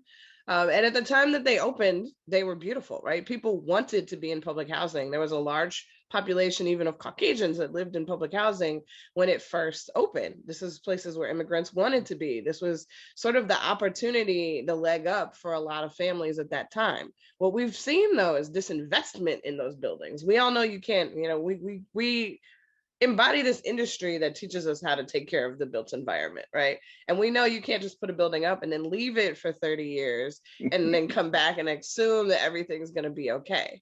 And we know that when people are living in these like substandard conditions, they're going to get desensitized. It's the same way when your house is dirty and you're like, well, now I'm used to it. I'm going to clean up in 3 weeks. We've all been there, especially in this last year and a half. I'm sure we've all been there where you're like, I'm just going to close my eyes when I like walk through that part of the house. And so I think part of the problem is that we've created an affordable housing model that assumes that the affordable housing can't produce income, right? And so everything has to zero out, but we all know when you zero out a pro forma, there's no money for maintenance. There's no money for replacement costs. So when these things break down, we are constantly going back to your original well. If you require a Senate or city council or mayoral or gubernatorial approval to replace your roof or your elevator, I mean, we've all know that these processes take a long time and people don't like to agree. The buildings are never going to have any luck of being successful. I think one of the hard things that NYCHA faces in New York is that the inventory is primarily big buildings, right? There's not a lot of land in New York City available for single family housing. They're dealing with a density problem. So everything is like multiplies, right? It's really hard to sort of maintain buildings. How do you do replacements? How do you do major repairs, right? Where you might have to displace people for a little bit. And that's something that I don't think we figured out in public housing. I used to work at the housing authority, so I've got horror stories and for days. On the flip here in Philadelphia or in Boston where Aisha is, right, the flip there, a lot of the units are scattered sites. Completely different functional maintenance problem. Still a maintenance problem because now you're dealing with single family houses all over the place. You've now decentralized maintenance and repairs cost more money, but we've also decentralized poverty in some places, right? People also are sort of in the general fabric of the city. I think, there's an argument for both. I think the cities that are really interesting to look at right now for public housing are Denver. Denver is doing a lot of really interesting things with public housing. Baltimore's been doing a lot of really interesting things with public housing. And while NYCHA has the most units, the largest public housing agency in the country right now is actually in Puerto Rico. That's amazing. So I would not have guessed Puerto Rico. Yeah. So I think we've got to start treating housing like it's a right. We don't treat housing like a right. We treat housing like it's a luxury. There's only certain things that people need to survive. The big one is shelter. And I think until we start putting federal dollars where we need them to be, we're not going to see that shift. I think one of the best resources New York City has is NYCHA. Right. If this 25% of the public housing in the country, what percentage of the New York population, what percentage of the city's population that couldn't afford to live in New York otherwise are able to live in New York? And there's some like really great locations for some NYCHA sites. I mean, there's some really great spots in Harlem, neighborhoods that they would have been priced out of otherwise. Battery Park City, right? Stuyvesant, right, one of the top schools in New York City, is almost completely serviced by one very specific NYCHA boundary. So there's definitely opportunities. I think we need to do a better job of maintaining and stylizing the neighborhoods. And I think housing authorities have to stop thinking of housing as a singular thing and start looking at holistic neighborhood revitalization. I love it. I love it. You are singing Ron's language right now. Housing is a right. He's loving that. I know it. May I jump in on this, because it's just such an interesting question, and one of the things that I always like to think of. So, as I moved back to New York City, I now live in Stuyvesant Town, which I find completely fascinating place. And for anyone that hasn't read Other People's Money, the book on the Stuyvesant Town creation and sale and the whole thing, incredible. I would not have been able to rent here when this opened. But one of the things, and it points out the points, many of the points that Ty is making about maintenance, there's basically functionally, like for anyone outside of here, it looks like a NYCHA housing complex. It obviously doesn't work that way. The demographics of it on purpose, because again, Black and Latinos were not allowed to rent for decades. So all these legacies kind of a little bit, not have continued. So it points out the maintenance issue hugely, but it also points out something that I think is interesting to think about, is that the idea that Taya was talking about, how in the US, we don't think of housing as a public good, yet the majority of housing has public components within it. There's very little housing. I mean, the entire suburban complex, what this thing that I live in, Stuyvesant Town, was trying to compete against and try to beat the suburbs, were built with gigantic federal subsidies and are maintained with those gigantic federal subsidies. So in many ways, although what we call public housing is obviously different, that is administered by the public, there's public housing everywhere. I mean, I actually, from my apartment, I see Hudson Yards kind of clearly. That was built with gigantic tax breaks. Public money went into luxury housing. It's public housing. So how changing these frameworks and the understanding that everything gets, that first of all, that there was a time in which for both the middle class and affordable housing and all, like the public's hand was very clear in multiple levels of housing that existed, that even today, although hidden, it still exists and needs to be brought up, pointed at, and made bigger deals of, because then quite honestly, many of the private housing developers owe us something. They owe us as a collective something. Anyway, I just wanted to bring that up.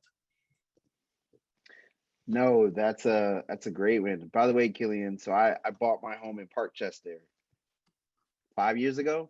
And Parkchester, which is basically the sister campus to Stuytown, the government helped MetLife get these properties, subsidize them with tax abatements, help them build and help them segregate them in the beginning for a good period of time. I mean, these things didn't happen on accident. The government had a direct finger on the success of these projects. And it still does. During the pandemic, the government gave tons of money to Stuytown to stay afloat. They came in when the private, all of you know this, I'm sure, because all of you are so plugged in, but just I'm gonna say it regardless, that they came in when the owners that came in with billions of dollars and dreams of kicking everyone out and turning this into a luxury complex, which more or less has turned into in some places, but they went bankrupt and the government was there to fill in the gap. So even sometimes like that idea of, and this is one case in which housing was too big to fail kind of thing. Couple great points Killian's making about Stuytown. So I teach a class called Public-Private Real Estate, And this is one of the case studies of that class. And Blackstone, who now owns it, when they came in, they said, listen, we don't want to do this without government involvement. We need government support. We need community engagement.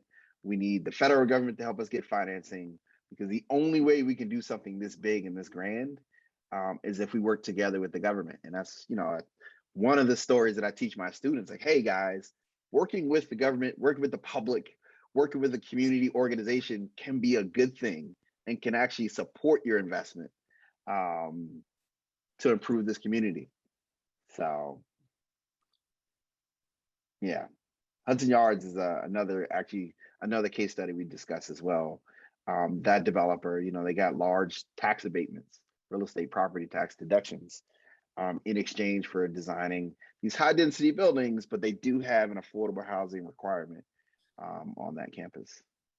So, Killian, a question I wanted to ask you, according to the Hispanic Wealth Project, more than half of the homeownership growth over the past decade has come from the Latino population, which I think is fascinating. 1.3 million Latin people have moved to the Northeast in the last 10 years. And the Northeast is the most unaffordable housing market in the country. What can we do to create equity for these new New Yorkers, these new New Englanders that move to this area? How can we create equity for them? This is a complex situation that I'm not 100% sure I'm the best person to answer, both because I've never owned anything. I'm a veteran. I have GI Bill waiting for me, and again, the GI Bill as part of the story, and as part of a reparational project that might come to be. At least there's a bill, I think, but other folks can fill that in to understand how the GI Bill was used for segregationist purposes. But in New York City, it's almost impossible to use the GI Bill, if not pretty much impossible. And that is not, and I think I mentioned this also last spring because it was already in my mind. So I'm not 100% sure what to say about this, except that, maybe give some examples of things that I've seen in other places, such as maybe having information on these agency producing options that for example, Taya, Kristen, Aisha have been talking about in Spanish as well. That workshops on what those options are, including ownership and including as part of larger projects, the Latino community, as I understand it, as I have seen it in everywhere from Salem, Massachusetts to here in the Hudson Valley, in Long Island, are moving to places that are facing different scales and timeframes of deindustrialization. And those very cities are also going through processes of imagining their economic and social future. Yet sometimes these communities are not part of those reimaginations because they're not part of the power structure yet.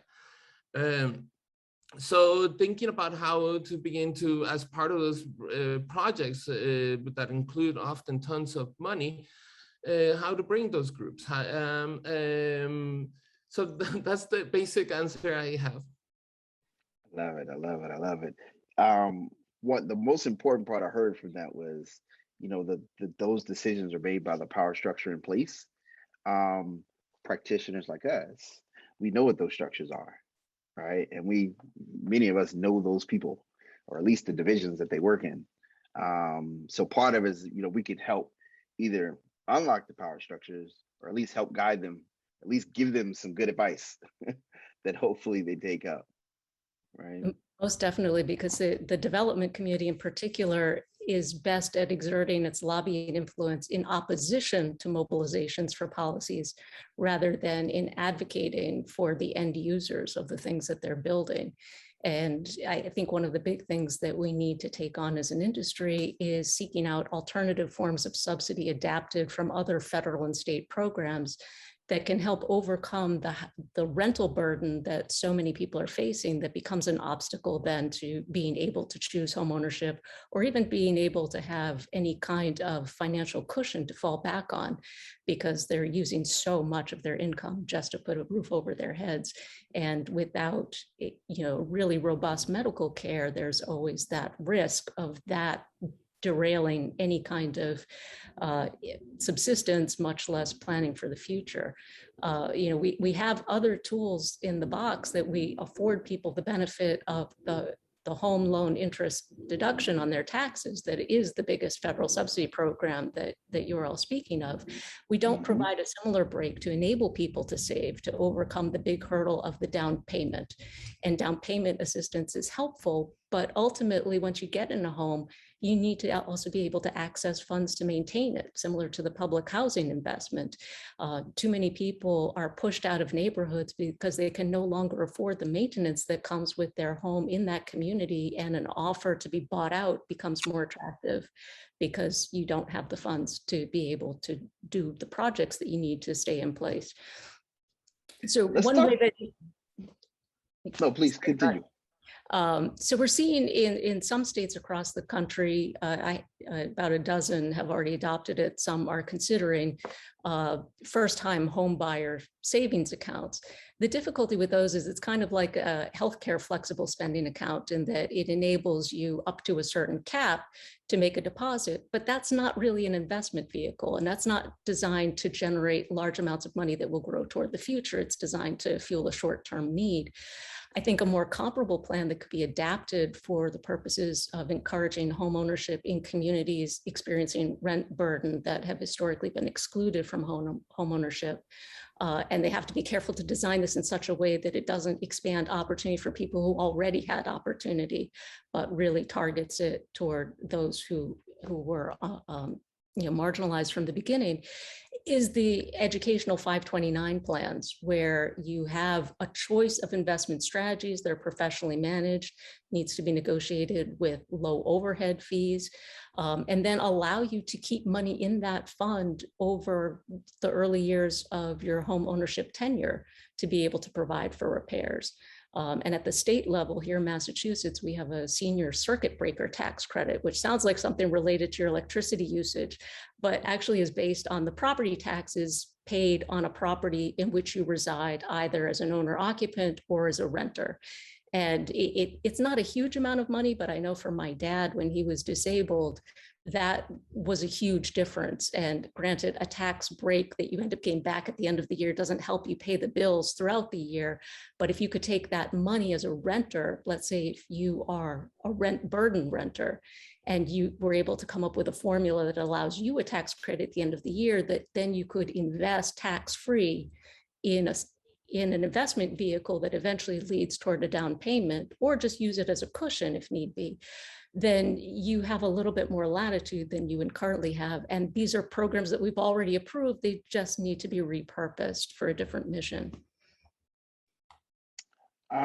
You brought up a great point that I definitely wanted us to discuss before we leave this topic. Chris or Tia, either one of you can answer this. There's something very interesting going on right now around the world, for that matter, but around the country. Cities are expensive, but now the middle of the country is expensive. This is a very, very interesting phenomenon right now. Everywhere, New York, Houston, Dallas, Atlanta, Miami, right? Miami, I think, is the second most expensive city in the country now. You used to think, oh, I'd move to this other city and have a cheaper quality of life, but that is not really the case. And I saw a stat the other day that across the country, rent is up 20 to 25%. Can you speak a little bit to that? Why is that happening? Christy. Well, here in the Boston market, we've been looking at very limited inventory for home ownership opportunities since the spring of 2013, and the pandemic brought it to a near standstill. There were people who were taking advantage of the decoupling of work from an office to find greater open space by moving far farther out of the city than they ever would have contemplated before. But for many people, it was a retrenchment. Anything that they were considering doing that presented any element of risk, it was time to lock down, batten down the hatches, and wait until clearer skies emerged before making any major life transition decisions. So we've simply seen people attacking listings that come in. And because people are staying in place longer, if you are a renter looking to own a home and now your search is taking 18 months, 2 years, instead of a handful of months, then you are not filtering out of the rental housing stock. And yeah, unfortunately, Aisha's had this direct experience in Boston in recent months of the fact that rental apartments now are so scarce because our students are back on campus again. So there was a slight dip in rents at the early stages of the pandemic when there was a mass exodus from Boston, which is just a big college town, basically. And now it's so scarce that it's driving rents up, and putting pressure on that market is just rolling downhill, basically. I mean, the short answer is capitalism. I think one thing that we've seen in cities, and this is happening globally, so it's not just in the United States, is this idea of people parking money. So it happens a little bit less here, right? But there's been a lot of Russian, Chinese, and Qatari investment, right, in cities that had what we considered cheap land. It's happened in Philly. I was in Cyprus this summer. It's happening all over Cyprus. It's happened. I've been in Lagos, Nigeria in the last 4 years. It was happening in Lagos, right? People are parking money and then buying units, and then the units are sitting empty. They're not renting them. Many cities have put Airbnb restrictions, which make it really hard for them to even do short-term rentals. And then what do you do? And for some investors, it's still worth the money to just park your money in the real estate, because we all know, you can only have $150,000 insured in the bank. Where do you spread all your money when you have a lot of money? And we have a very small group of people that have a whole lot of money, and they've got to try to protect it somehow. And, there are things that are considered stable investments. But that's a unit that's not in the rental market. It's a unit that's now driven up costs in a neighborhood. They're rarely in neighborhoods that aren't gentrifying. I think the other hard thing is that people investment strategies follow where money's going. So opportunity zones, was this tool that was supposed to help disadvantaged neighborhoods. And what it did was it caused massive gentrification in places where no one had previously even been looking. Because the whole point of the program was to pick the neighborhoods where no one had been looking. Now we've created a tool that makes it worthwhile to invest in places no one was looking. And all we did was see private money go. And so now, those vacant lots that used to, be long time earned by a company or owned by Conrail, it's a lot of places it's been Conrail. Now they're owned by some random, LLC in 4 states away that's never been to the site, that has no intention of doing anything with the site. They're just sitting on it. They're either waiting for the market to go up. And in most instances, people are going to wait till the market goes high, sell it high. When the land sells high, then the property that has to go on it has to be extremely luxury to recoup the cost of the land. That's what we're seeing here in Philly. People are buying 15, 20, maybe $50,000, $80,000 lots, which, depending on the neighborhood, that's still cheap. But then for a developer, when they flip it and sell it for $110,000, just the land, mind you, this is a 15 by 100 foot lot, right? How much does the house have to recoup for the person to make it worth it? If you bought a single house parcel at $100,000, right? Of course, the house is going to be $550,000. There's no, you shouldn't even question it. One of the topics we're discussing in my class right now is, if we're at another one of those kind of peaks in the housing market. Part of what happened in the last, housing crash was that the housing prices got to the point that people just couldn't spend anymore on the housing. In particular, interest rates went up. But right now, single family houses are at an all-time high in the country. And now renting is at an all-time high also in the country. It's at what point do we hit this kind of turning point that it's just not sustainable anymore? It's gonna be interesting to watch. But the only way to fix it is to build more housing. Well, Right, we housing is got to increase the supply. I was hit with this. I've been looking for a house in Philly for 5 years. I teach housing, right? I work in housing. I literally teach a home ownership flipping class, and every year I'd be like, should I be teaching this class? I'm a fraud. I'm a renter. And then at the beginning of the pandemic, my roommate was like so sick of our apartment, so sick of our roommate. I mean, our neighbors was like, I'm moving out. And we'd been there for 5 years. And I was like, wait, what? I just got this new job. Of course, I'm not broke, but like, this is a whole different budget. I had 6 weeks to figure out where I was going to live during the pandemic.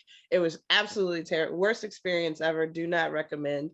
0 stars on Yelp. But I ended up buying a house because every place I was looking at, I was like, oh, well, if I'm going to pay $1,600, which is more than my rent was to rent, if I'm going to pay $1,450, why would I do that? I'd rather pay $1,500 and own the house. And like, I mean, home ownership is a headache. Also, do not recommend. No, I'm just kidding. But it's also a headache. Everything breaks and you have to fix everything. And that shift is very scary. But I had no option. I ended up having to find something in like 8 weeks, and it was crazy. But I think a lot of times that's how people end up getting into home ownership. Right. It's not the perfect situation, right? It's like, oh, I need something, an opportunity opened up, a neighbor or a friend of the family is selling their house. Now all of a sudden I've got to really think about this thing because things aligned really quickly. And I think that's not how we sell the home ownership process. We sell it as this like really cute, you're going to drive around with a realtor and imagine what your future house is going to look like. It's going to feel like HGTV and like every makeover movie we've ever seen montage. And that's not at all what it is. You kind of have to like get into something and then figure out how to make it work while you're in it. But that is real estate, right? That is design, right? You got to get in and you got to figure it out. You got to make the best of what you got and figure it out. Another thing we're working on in the desegregation think tank is that the percent of Black ownership of real estate in the country that's by your parents and grandparents is extremely high. And the amount that we've been losing over the decades is also extremely high. And this whole, as you mentioned about education, like teaching people, here's how to do it correctly. Here's the benefits of it. Many of us just kind of like fall into it like, man, grandmother died. I got this house. I don't want this house. I don't want to deal with this brownstone 3 states away. And that you don't get to keep it. You don't get to preserve it. You don't get or sell it, and use it to reinvest or pay off your medical bills. It's tough, very tough. So, couple questions left. Aisha, we went to FAMU. As I get a little older in years now, I get to reflect on wisdom and life experiences. If you could tell, young yourself back on the yard in Tallahassee, what advice would you give yourself on equity? I think in dealing with, like you said, in terms of equity, I think that your life experiences and the challenges that you are eventually going to go through when it comes to the subject of housing, and I'll be very, very transparent in that in 2013, because I lived in Boston since 2004, but in 2013 I had to leave the city because I couldn't afford to live here anymore. I mean, I'm back for school and I'm back now, but technically, I'm the type of person that the city of Boston says that they want to retain for intellectual capital, for culture, for all of that. But I couldn't afford to live here. So in dealing with the extreme challenges that I dealt with then in terms of housing and even now, I guess what I would say is that those challenges would help you think about equity, not in just in terms of housing and education, but food and kind of like this holistic idea of what is equity, but also that equity is almost a fluid term and it means different things to different people, but that it would feed your practice in the way that you look at your creative practice, whether it be architecture or filmmaking or anything else, and that those challenges surrounding with your ideas of equity, that it would feed, kind of feed your practice, but also like I'm looking to be kind of like you, Jared, where instead of being more on the, I won't say on the passive end, but the more reactionary end of architecture, but thinking about development and how do I afford opportunities for not just myself, but other people and pour back into communities. I love it. I love it. I love it. So I'll tell you all a little fun story. My mom told me to buy a house across the street from the School of Architecture. We're in undergrad. I did not buy that house. You know what my excuse was? I don't want to deal with the yard. I don't want to cut the grass. That was literally my 18, 19-year-old ill-advised thought pattern. And in retrospect, I'm like, that would have been an excellent investment. The house was like $30,000 or something crazy low. Not only would I have saved on gas, not only would I have saved on commuting to class, but being able to build equity at a very young age. So fast forward, I met a good friend of mine, Charles Frazier. I'll give you a shout out.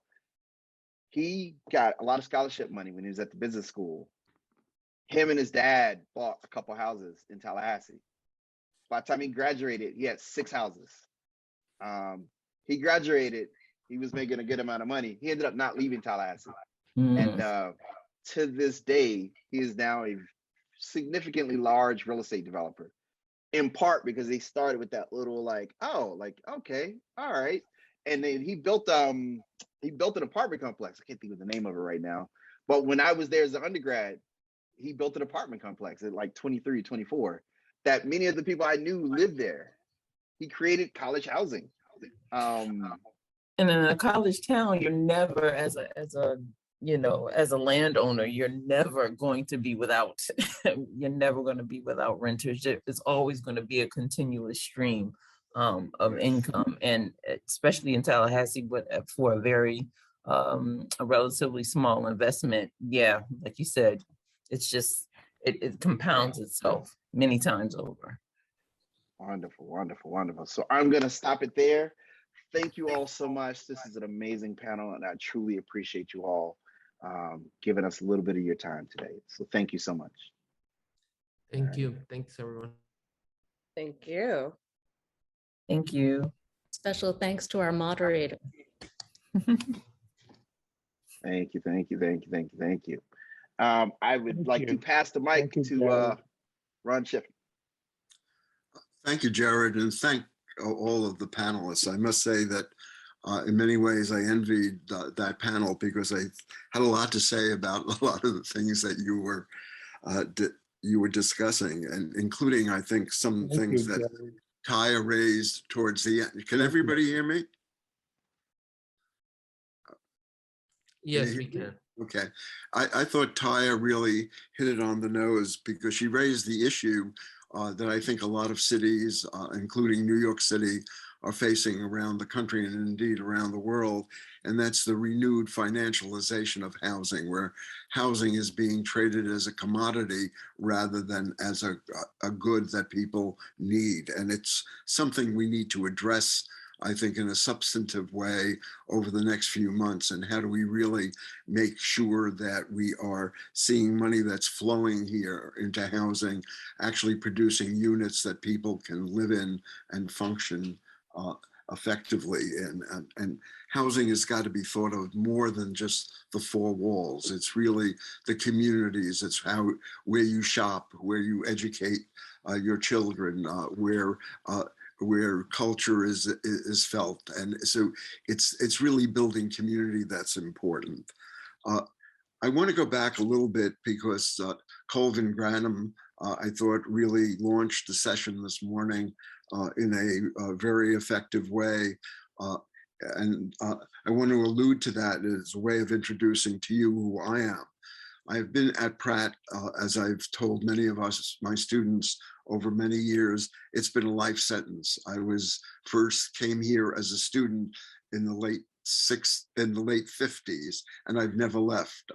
I must say that every year has been a different year for me. I've had the opportunity to work closely with communities, with faculty, and with students over the years that have made it a very dynamic life experience, even though it's been rooted in one particular place. I had the pleasure of working and meeting with some of the residents of Bedford-Stuyvesant in the early 60s.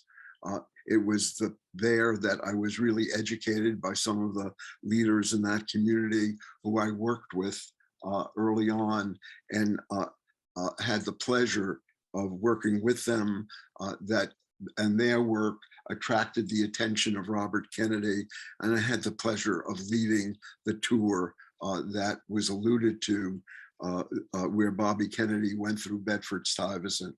I led that tour at the request of some of the men and women of the Bedford-Stuyvesant community who asked that I, as a planner, work with them on their idea of dealing with the revitalization of their neighborhood. They came to the belief that government wasn't really doing its role in rebuilding and in stabilizing that community. And they, in essence, came up with the idea that if government won't do it, we will take the leadership and we will create an entity that will force government and force the private sector to address the needs of our people. And out of that grew the idea for a community corporation. It attracted the attention of Kennedy. Kennedy brought with him people from the business community. He brought with him his colleague in the United States Senate, who was a Republican by the name of Jacob Javits, and he and the mayor of New York at that time, Lindsay, all jointly helped launch what became Bed-Stuy Restoration Corporation.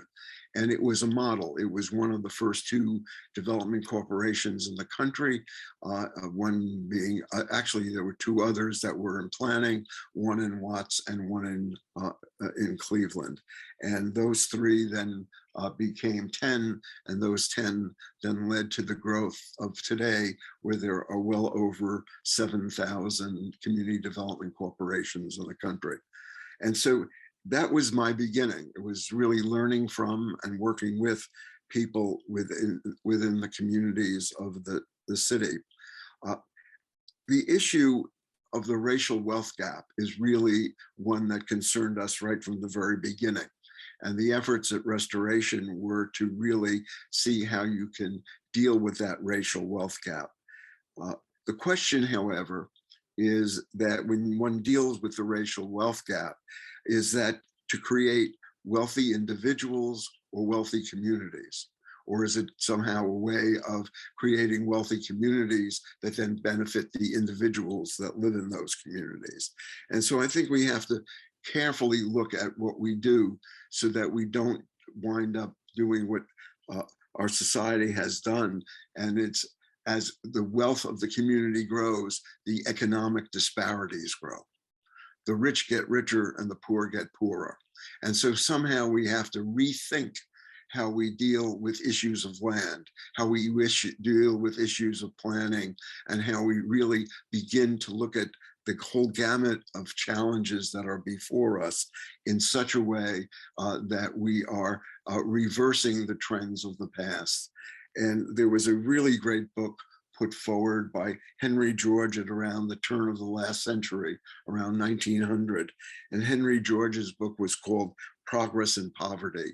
As we progressed, he pointed out, our poverty grew, our disparities grew. And he identified land as being the source of that. Land traditionally has belonged to all of us.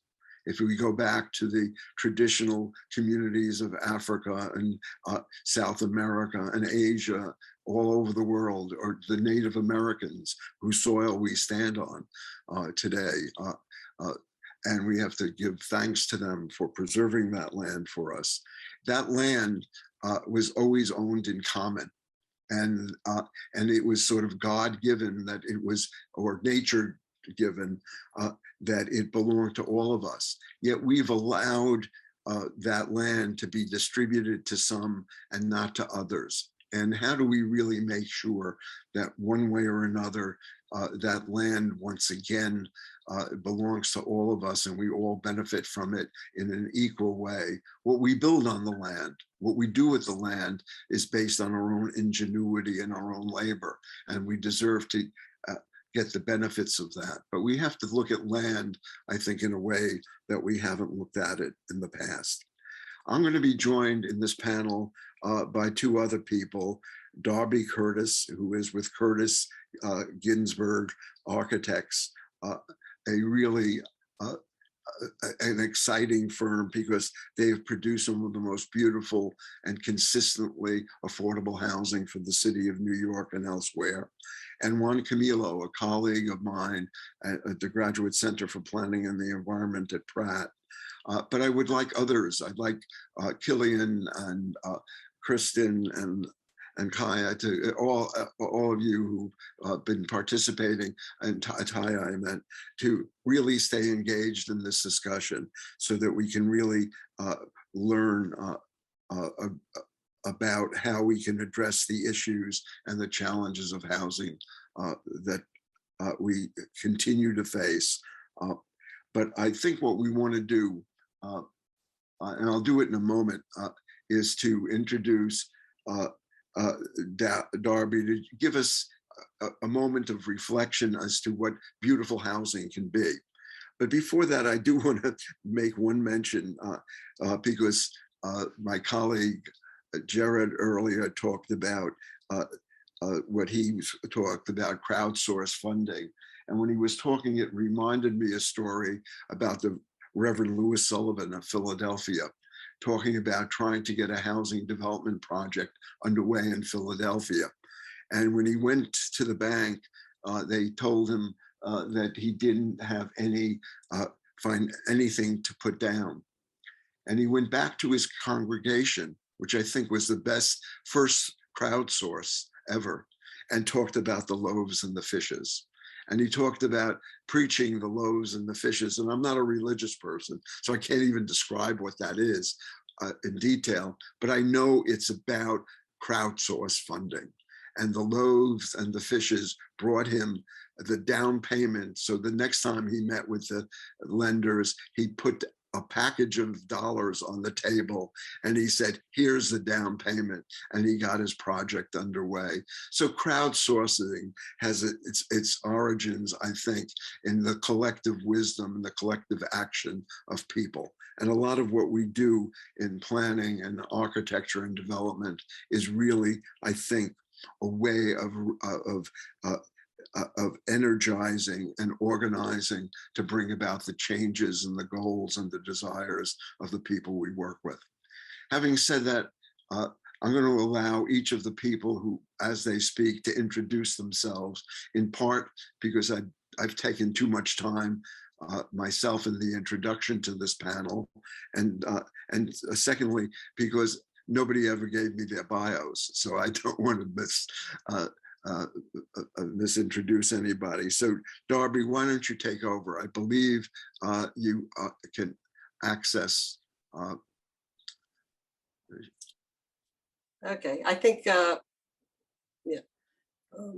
Before I, hi everyone, thank you. Thank you, Ron. Your work over the past decades has really been so important to our to our learning about how to work with local communities as we design. Ron, I think at this point you're sharing your screen, correct? My name is Darby Curtis from Curtis Ginsburg Architects. Our firm over the last 30 years has really focused on designing for communities, and in that approach, large percentage of our work, actually most of our work, is in the area of affordable housing, supportive housing, all the intricacies related to that, predominantly in the New York City area, and looking at it not only from a design standpoint, but also from a policy standpoint.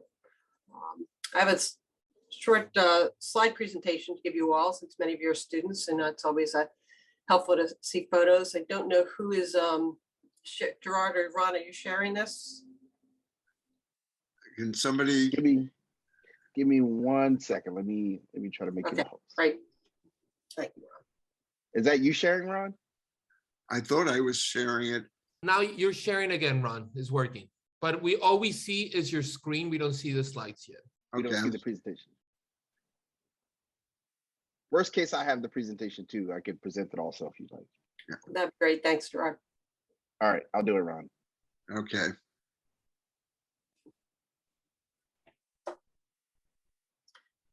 So as I go through this, it's really, Okay. great, wonderful. Designing for equity and is such an important topic, and I was very excited to be a part of this. This is an issue that's really been going on for centuries. As you can see from the next slide,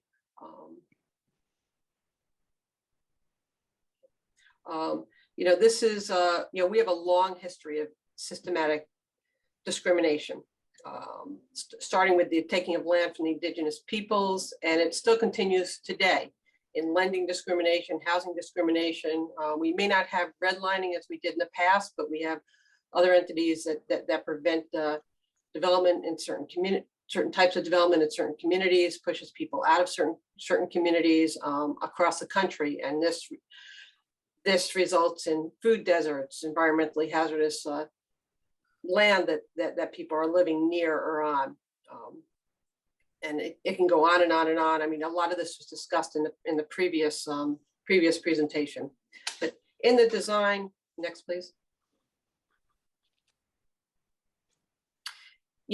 In the designing of equitable communities and affordable housing, it's really a very complex system. It's not designers alone, it's not planners alone. We really need to work with local communities, developers, government agencies. There's a lot of research and action institutes out there. And the most important part of this is the community engagement part, which Ron has been a part of for many, many years. We really, we need to understand what's important to the community culture, what's lacking, what's working, what they like, what they don't like. All those things are a very important part of the design process. Next one, please.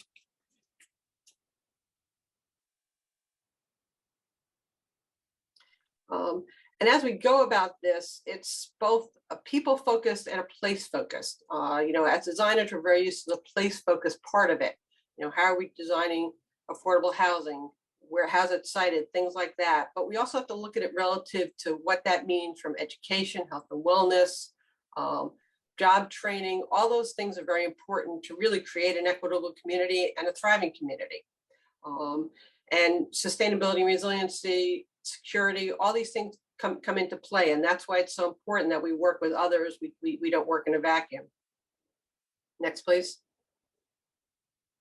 And we're really, designing to all those things. We're designing to build communities. We're designing for individual homes. We're designing for the people who work there. We're designing at the pedestrian scale, at the larger scale, transportation, and all these things are important factors to think about as you approach a design.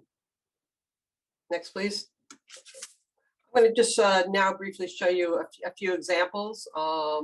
Large scale to small scale, some many local, some nationally and internationally. Next, please. So this is on the sort of community planning side of things, but it really shows you the importance of connecting with the public and their input first, to really understand what the community needs are before then going to the elected officials and government agencies, and all the other stakeholders, whether it be developers, not-for-profits, involved in the process. That way you really can talk to them with somewhat of an understanding of what the community needs are. Not in a vacuum. I think that's been, historically, that's definitely a problem with some of the planning that's happened in the past, is that it's really just the developers deciding, I can build 2,500 houses here, this is what I'm going to do, not thinking about what the impact is on the rest of the community, the neighboring land, sustainability, and various other things. And then from there, next slide, please. the outcome of these plans can then look at options from the community level and also the site specific base level. The Diego Beekman neighborhood is now having some of these sites developed and always going back to this larger planning and what the neighborhood, and also understanding that over the years we also have to evolve and revise as communities change, as technology changes, and various other things that are going to influence the design. Next, please.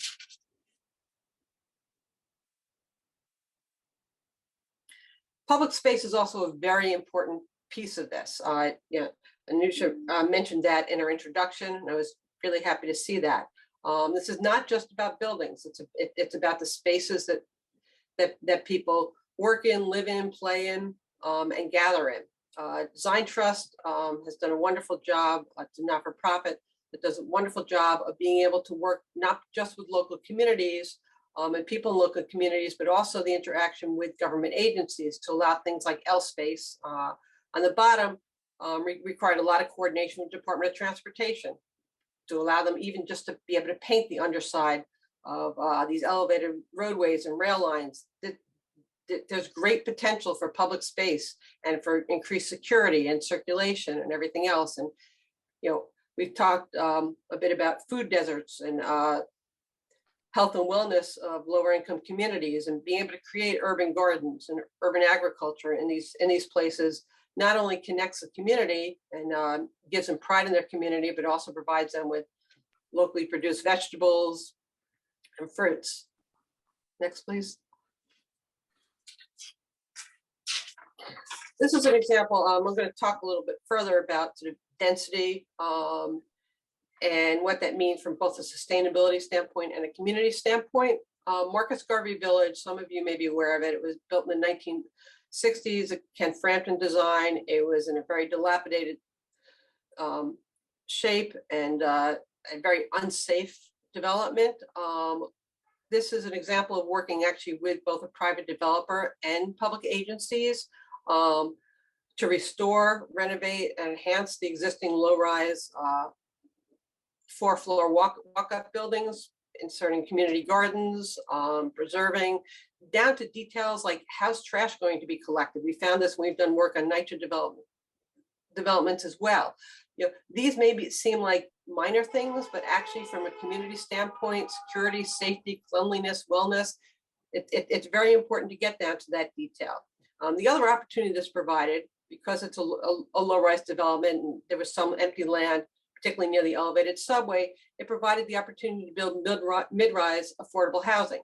So it increases the density in a neighborly way without overwhelming the low-rise development, brings more commercial space, and actually creates a higher density per acre than the typical tower in the park, which we all know has many downfalls. Next, please.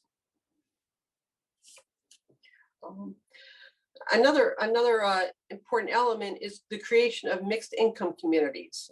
There's been a lot of literature about children being raised in mixed income communities, tend to get better educations, has positive long-term effects. This is an example not far from Pratt of Navy Green, which is a combination of moderate rental units, affordable housing, supportive housing, and actually higher end individual home ownership.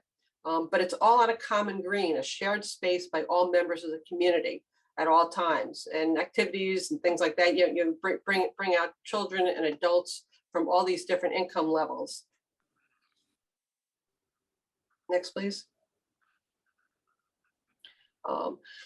Another important player in the area of affordable housing is not-for-profits, particularly since many low-income people also need some sort of supportive support, and these not-for-profits have the capability to provide that support while allowing for independent living.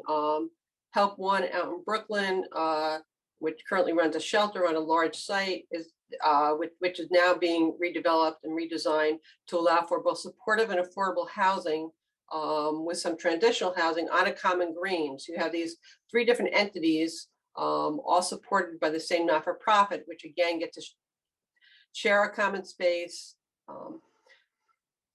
and have all the amenities that go along with that, along with additional amenities within the facility itself, which also then enhances the community, as community events can be held within here. We have a project I'm not showing now, which was done with a not-for-profit combination of affordable housing and supportive housing for formerly incarcerated. The community really ended up embracing the project, and now actually their community space is used by the local community board. So really, these developments really have the ability to draw in the larger community. Next, please.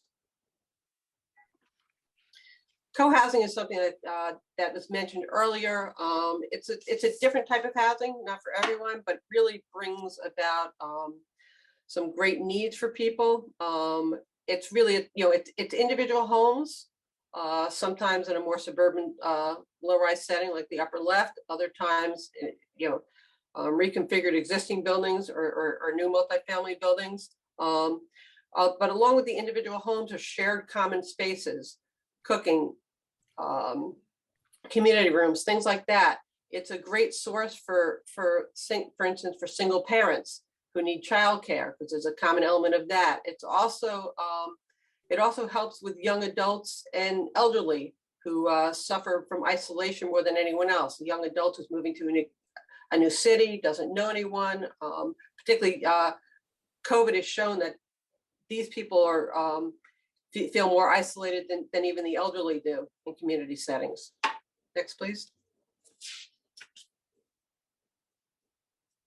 And then moving abroad, the Netherlands has created innovative quality housing for generations. For those who are architecture and planning students, I really suggest you look at the housing in Amsterdam. It really is, and around Amsterdam, it's really some amazing work. And a lot of the goal here, particularly with Herman Hertzberger, was the idea of creating common spaces, which housing is around, and then giving the ability of individuals in their homes to really be able to create that entrance point to their homes, that transition from public space to private space, which really becomes a much more not only a much more welcoming environment, but also gives housing or multifamily housing the individualism that homeowners might want. Continue, please. I can't underscore the importance of sustainability. We're really at a crisis right now related to climate change, and in our minds, everything we do has to look back at sustainability and how we can create more sustainable and resilient communities. Next, please. And climate change really does disproportionately impact lower income communities worldwide. Next, please. So as many of you may have witnessed firsthand or seen, suburban sprawl is everywhere in this country. And it's really, it's the antithesis of sustainable planning. Denser development really does support a lower carbon future. And encourages wellness, creates greater community, and more equitable communities. Next, please. This is really an example of what it means to create denser communities. What you see on the top left, you can see I was recently in Salt Lake City, and this does not only exist in California, it exists across the country. We know Tower in the Park doesn't really work. It's also not very efficient from a density standpoint. Well, we really, just as we have to work with others in combining expertise, combining a combined approach to development and to housing with mid-rise around commercial spaces and community spaces and lower rise on the periphery will really create a denser community and a more welcoming community. Next, please. This is an example in LA of that higher density in a low-rise community, where you still get the feel of the individual buildings and individual home ownership, but rather than just a few houses, you can create a 30-unit building. Next, please. An area that our firm has really been concentrating our efforts as we design for affordable housing is building to passive house principles. This is a passive house is something that started in Europe a few decades ago. It provides the opportunity not only for sustainable buildings, but also healthier buildings, and allows for comfort in the case of power failure, which we're seeing more and more of, and those sorts of things for the residents. Building to passive house adds about 2 to 3%, not a large percent, to the cost of a building with an energy savings of 80%, which is about 50% over current code. So the payback period is fairly short on this. Next, please. This is an example of a range of passive house buildings that we've completed or in design, from single family to up to over 200 units. We've completed about 8 buildings to date, and have another dozen or so in design at various stages. And we've been doing this with both private developers and not-for-profits. It's something that's really important as we think about the resiliency and sustainability and the future of housing in general. Next, please. So looking at next steps and this discussion, last week I had the opportunity to attend an Innovation in Housing Affordability Summit with sponsored by Ivory Innovation and the University of Utah Real Estate Center. And the thing that was really fascinating for me about it was focused less on design, more on policy, economics, government regulations, and construction. And it's important for those of us in the design and real estate industry to realize that we need to approach the issues of affordable housing and equity from multiple fronts. However, the biggest point really is that until we change housing supply, the other factors will have less impact. Thank you, Ron. Okay, thank you very much for that. There's one question I want to ask, if you could just do, Darby, and that is, discuss the difference between density and height. So density is really the number of units or the amount of housing within a lot area. Let's say, what I represented on these slides was the amount of housing provided within an acre of land. It could be 1, it could be 100 plus. Height is really about how tall a building is. It's about putting a lot of housing vertically, and then you have a lot of open land around it. But it's really a lot, and this is what the Tower in the Park issue is it's a lot of land that's not planned very well, used very well. You end up with a lot of funny little spaces, versus when you're designing for density, you're able to really think about where parks go, where it is relative to a certain amount of housing units, where it is relative to a school, where it is relative to commercial space. Okay. The reason I raise the issue is that we sometimes confuse density with heights, and that you're able to, in many cases, create low-rise or mid-rise, high-density communities, and sometimes create high-rise buildings that are either lower or equal density to some of the low-rise and mid-rise facilities. So we have to make sure we don't confuse the two, particularly as we begin to look at zoning as a way of increasing the amount of land available for development. Having said that, I want to turn over to Juan Camilo, who has been doing some work with community groups in Williamsburg and New York and elsewhere, and just have him respond to both your presentation and to some of the earlier discussions we had today around affordability and around housing. Thank you very much, Ron, and thank you, Jared, for the invitation. I'm really pleased, and it's really a privilege to be able to discuss and engage in this conversation.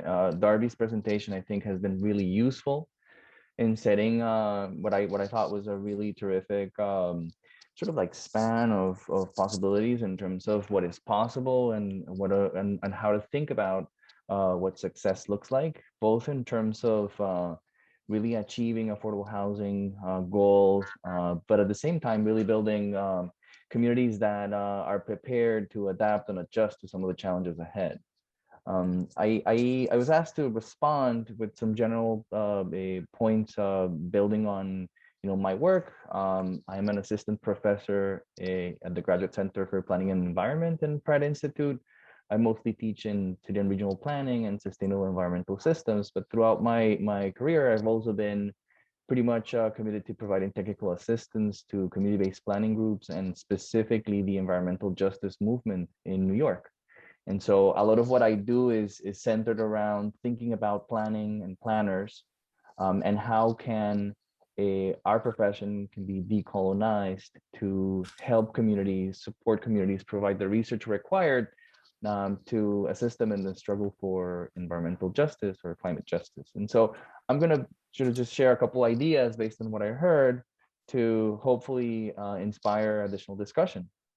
So, one thing that I thought Darby really explicitly laid out, which I think is worth starting with, is this idea that affordable housing is deeply connected to progressive economic development, that we really can't think of these two things apart from each other, particularly given the fact that traditional economic development tends to really focus on investments that increase the tax base, but are really not focusing on what are the opportunities that need to be in place for marginalized communities. And this is, I think, in large part contributing to this agent of displacement that is predominantly affecting population of color, immigrant communities, etc. And so really thinking about what are the type of jobs that need to be in place and how can these groups engage in the economy are really, I think, central to the definition of affordable housing. And so I just wanted to say that really in ANHD's sort of words, how no housing is affordable really unless we're securing a good job and jobs that are accessible and jobs that are really engaging these marginalized communities in taking advantage of them. We also wanted to talk a little bit about sort of what are some of the challenges in really addressing this. And one of them has to do with whether those jobs and the production of housing are really allowing us or allowing these communities to access the economy beyond just securing employment. And so I think that in addition to the large challenges at hand, there's interesting opportunities that are beginning to be explored in terms of actually creating opportunities for communities to increase their control over infrastructure and property. Kind of like building on what Ron was saying at the beginning, in sort of this, the need for this shift or this a return to a conception that in order to have thriving, healthy, and just communities, we really need to go beyond individual property rights, individual engagement, and really think about collective dynamics that secure and support members of a group in accessing these resources. To that point, I wanted to touch on something else that I think Darby also highlighted, which I think is kind of like my second point, associated with the need to really think beyond community engagement and really challenge the traditional stakeholder model, which often is focused on a initial and preliminary sense of public participation in planning and design. And what I mean with that is that I think planners and designers really have been challenged by the sophistication of a series of local leaders in the community development sector, in the environmental justice sector, who are actually claiming the right for self-determination and have delineated a blueprint in terms of what the locally led visions could look like. And I think that that's a really interesting sort of opportunity in terms of, that is challenging our profession to understand, how and to what extent the spaces that are created in the planning and design process are invited places. I'm using here the framework proposed by Farnak in terms of making a distinction between spaces that are designed to, yes, invite communities to the table, consider them very seriously, but ultimately are just legitimizing the status quo in the sense that, they're being prescribed, that these spaces are not really also taking into account a series of other activities that sometimes are not considered planning. Like, for example, all the different mechanisms and spaces for engagement that communities employ when they are reacting to proposals, but also when they are creating their plans, which in many cases are not necessarily heard and oftentimes ignored. So that's the first kind of like part of my second point. Then I wanted to talk a little bit about the importance of recognizing that the creation of affordable housing and then thinking about community development more broadly, as Darby has pointed out, I think should really allow us and invite us to think about, how do we recover idealism in planning and design? I mean, I think the conversation that we heard a minute ago was beginning to be really inspiring in terms of thinking about, how do we actually reshape how our neighborhoods and how the communities look like in terms of the large challenges ahead, particularly in terms of climate change. And I want to open a parenthesis and acknowledge that Susanna Drake and Karen Kuby are in the audience, who I think are really sort of like brilliant examples of planners and designers that are leading the way in terms of how to integrate some of these concepts.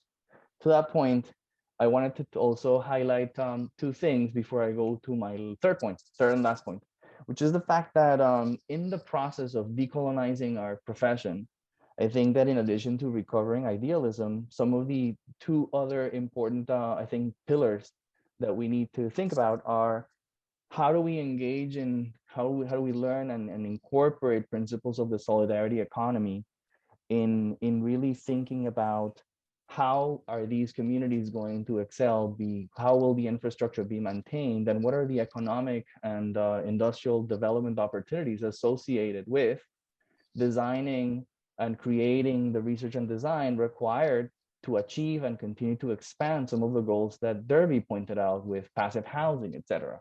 Where are those materials? Where are those techniques? Where are those strategies going to be developed? And how can the communities that are going to be receiving them engage in the production of these materials, be trained and take advantage of the new markets that are going to be activated as a direct or indirect dynamic associated with the creation of this housing or community development of the future?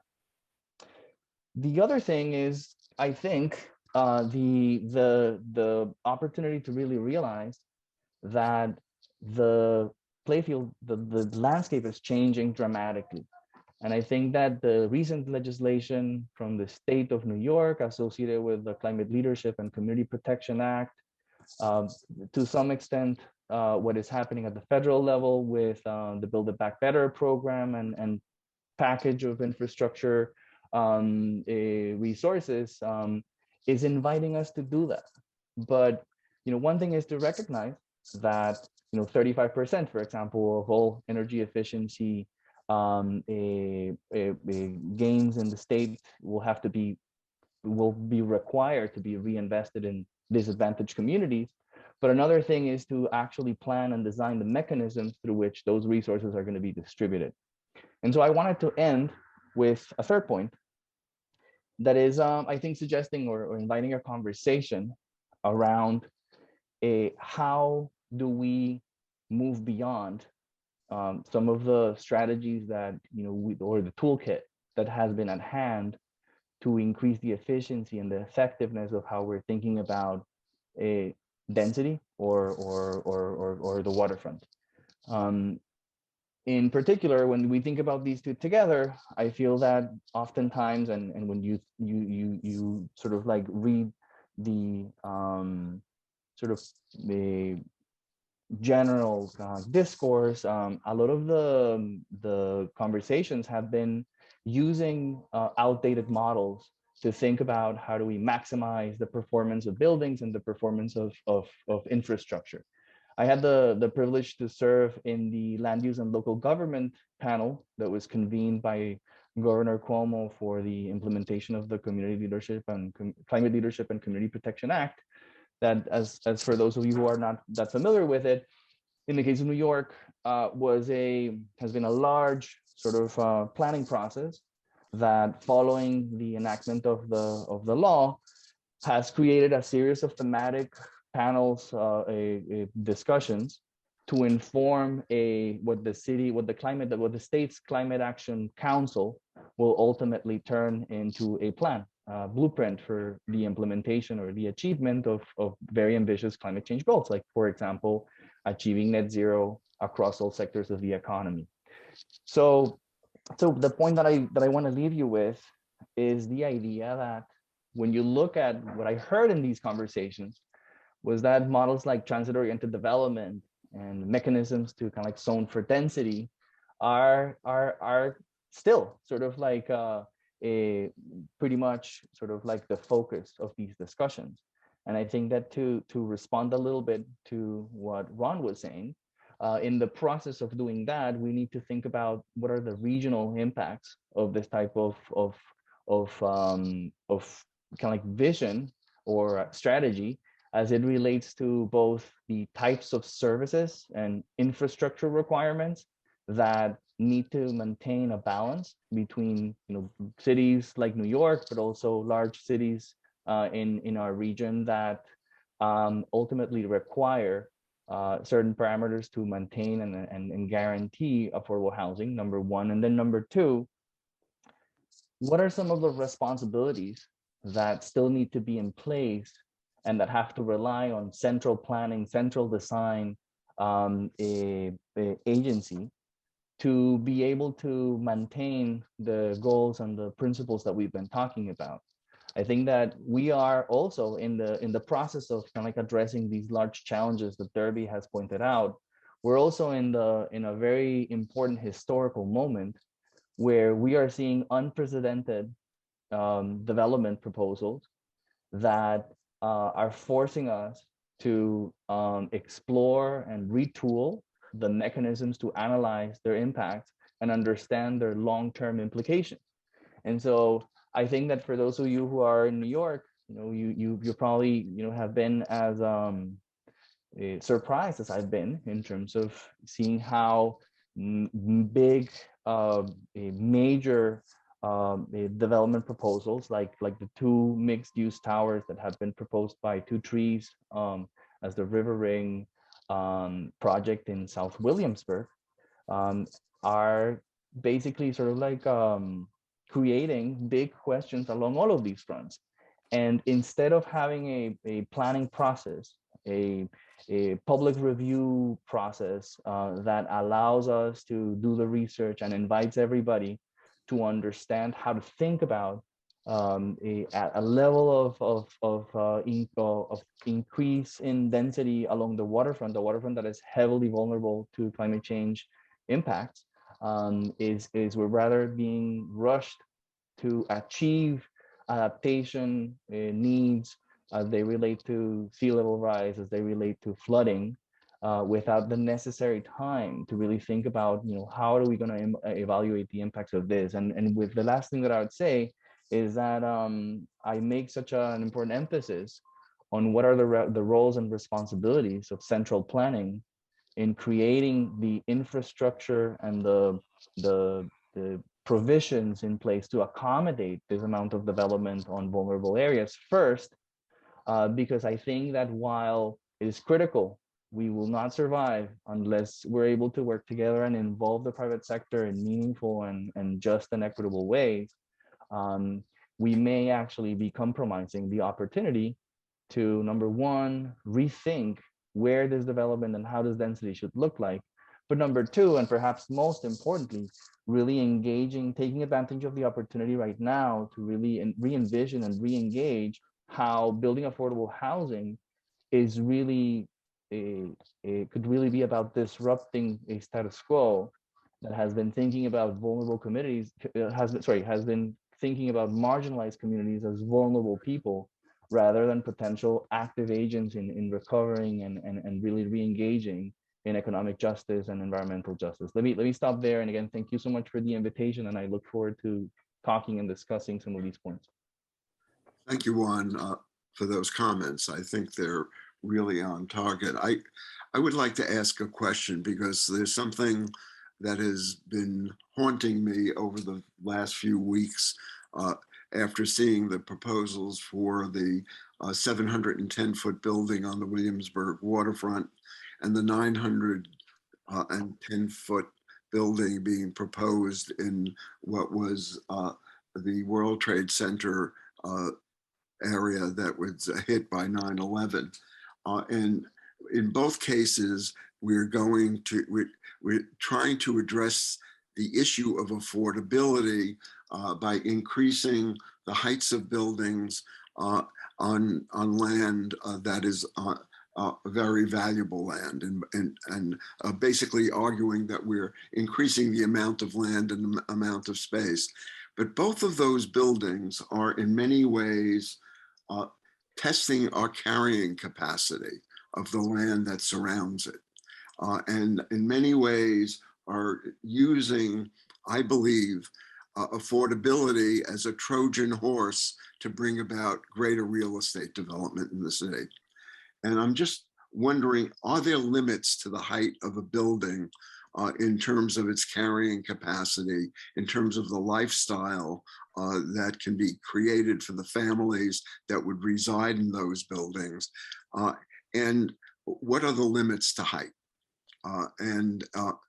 I'd like to open that up to Darby and to Juan to respond. I would also like to invite Kristen, who I thought made some, really profound comments earlier in the earlier panel.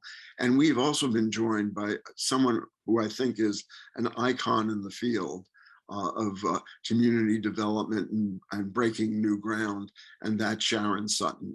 And so I'd like to open it up to all of you to try to respond. Our efforts to change the zoning in New York City, is this as a way to provide affordability?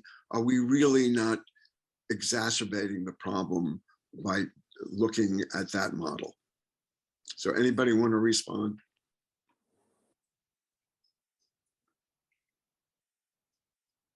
Have I quieted everybody? We have only 10 minutes left, so I'd like to get a response. Kristen, do you want to? I feel a little out of place as the Bostonian in the discussion because here there is a very visceral reaction in most communities to the issue of height, and it is always equated with density. They are not disaggregated, and our fear here is of Manhattanization. And looking at Darby's presentation, it wonderfully visually encapsulated the fact that density and height don't necessarily go part and parcel, particularly as we envision different unit typologies, different building arrangements.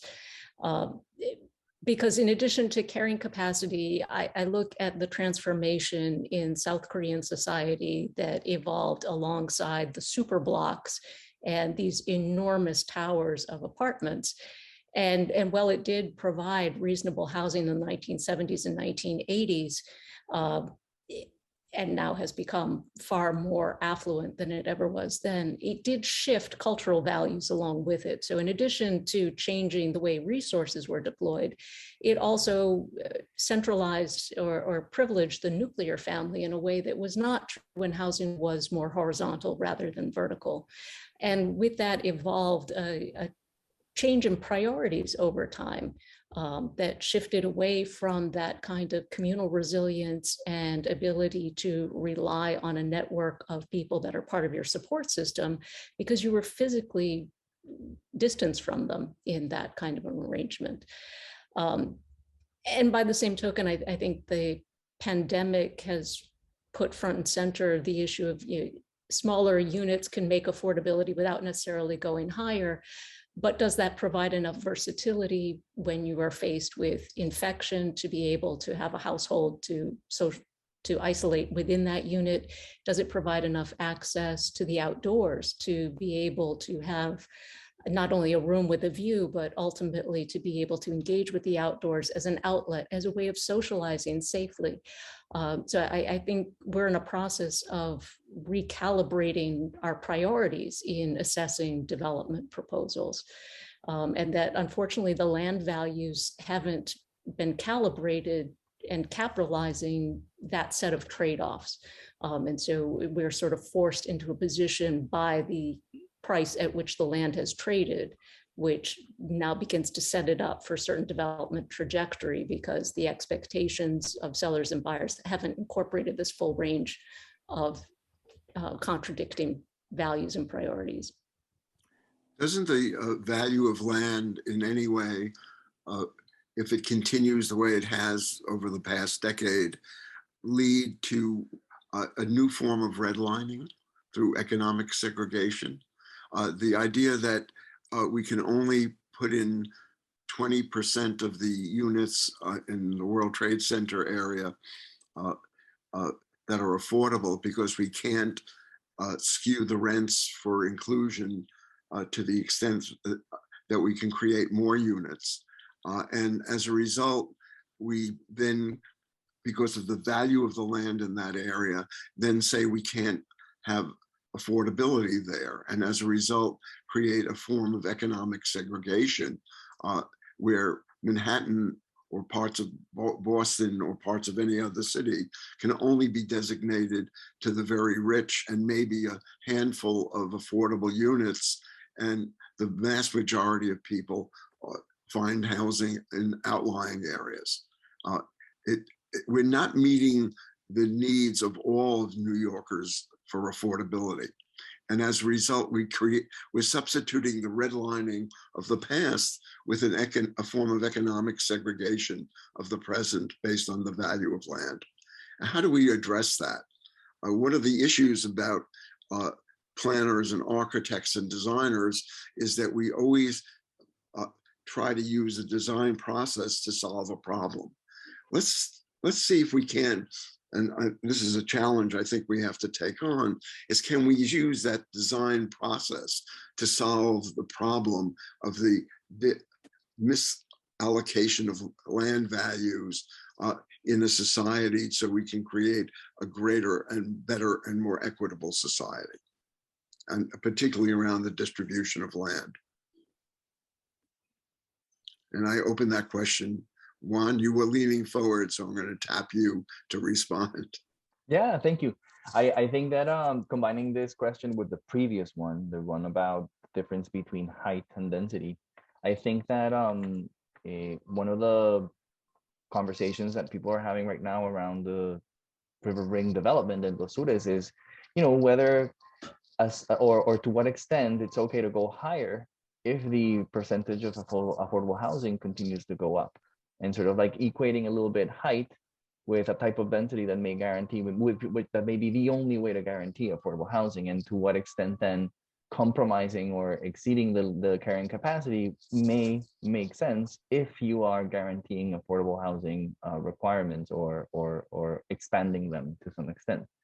And I think that what this is creating is that on one end, it's actually setting as mutually exclusive the idea that you can have safe, adaptable projects that can also be affordable, because the reality is that a lot of people are going to be displaced by this, number one. But number two, going back to the other point that I made, this is a moment where we don't know exactly, what are going to be the impacts of this type of approach to the waterfront in places that, number one, are still sort of like halfway through building plans and projects that exceed that carrying capacity, and that have set the private sector in a position to actually build the infrastructure to able to support that. So I think that we're in a point where we have to be really careful and set some limits that allow us to keep up in terms of the science and in terms of the research required to understand exactly what are the conditions in which we're increasing density in highly vulnerable areas where our legal and technical requirements are regulating whether or not buildings are in the floodplain, but we haven't fully embraced how to address sea level rise, both in terms of buildings and in terms of zoning codes. Okay. Darby, do you have any additional comments? I would say that just sort of taking a step back, I think, when you look at these and you look at where land costs are really high and what community it's affecting, I think, the World Trade Center is a very unique site, but the community is actually it goes far beyond that particular site. So I think we have to, I think if we sort of stretch out a little bit what that community is, and reach a little further, we'll reach a larger diversity of people, perhaps, in a neighborhood. The other factor, it's not only land use, particularly when you talk about towers, it's also construction costs. The higher you go, the more the building costs.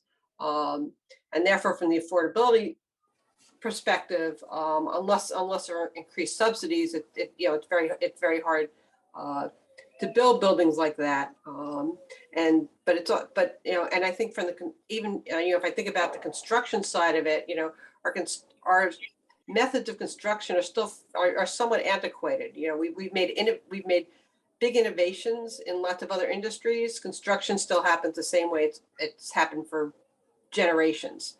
And so an area where you can potentially increase affordability is with more innovation in actually construction techniques and construction processes.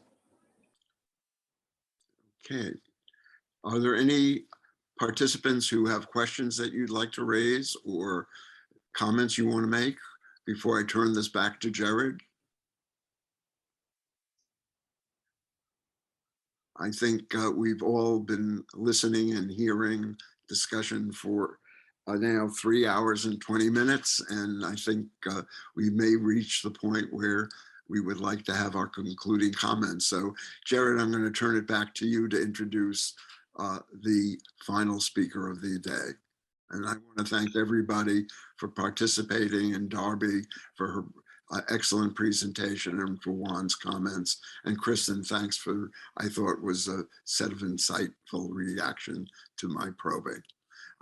I really do believe we have to be careful that we're not creating a Trojan horse that will come back to really haunt us in the future.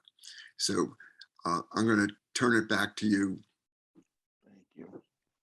Thank you so much, Ron. That was amazing.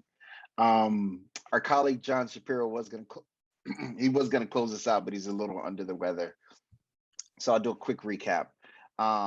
Thank you everybody for the speeches today. So many wonderful things were mentioned, things like wealth generation, quality of life, economic development as an extension of civil rights, historic preservation, creating home ownership for hardworking families, harnessing gentrification for economic benefits for the existing residents and communities, the objective of closing the wealth gap. All of these are topics that I think, us as practitioners, we should be working on and training the next generation on how they can solve these problems that we don't resolve. So, I want to say thank you to the Pratt Institute and the faculty. You've all been amazing and have been nothing but supportive of this vision. Thank you to the Desegregation Think Tank members, Sarah, John, Meta, Chris, Ron, Juan, and so many others. Thank you, Joy, for helping me run this. Thank you to the speakers and panelists today. Thank you to the Pratt president and our Dean of Architecture. I don't take it lightly that you all continue to support us in this effort. Thank you, Aisha, for kicking us off. And thank you, Ron, for co-hosting with me once again, my man. I truly, truly appreciate the opportunity to stand shoulder to shoulder with you on this mission. So I'll close it out at that. Thank you all once again. We will record this and share it online in the very near future. So until next time, have a great weekend.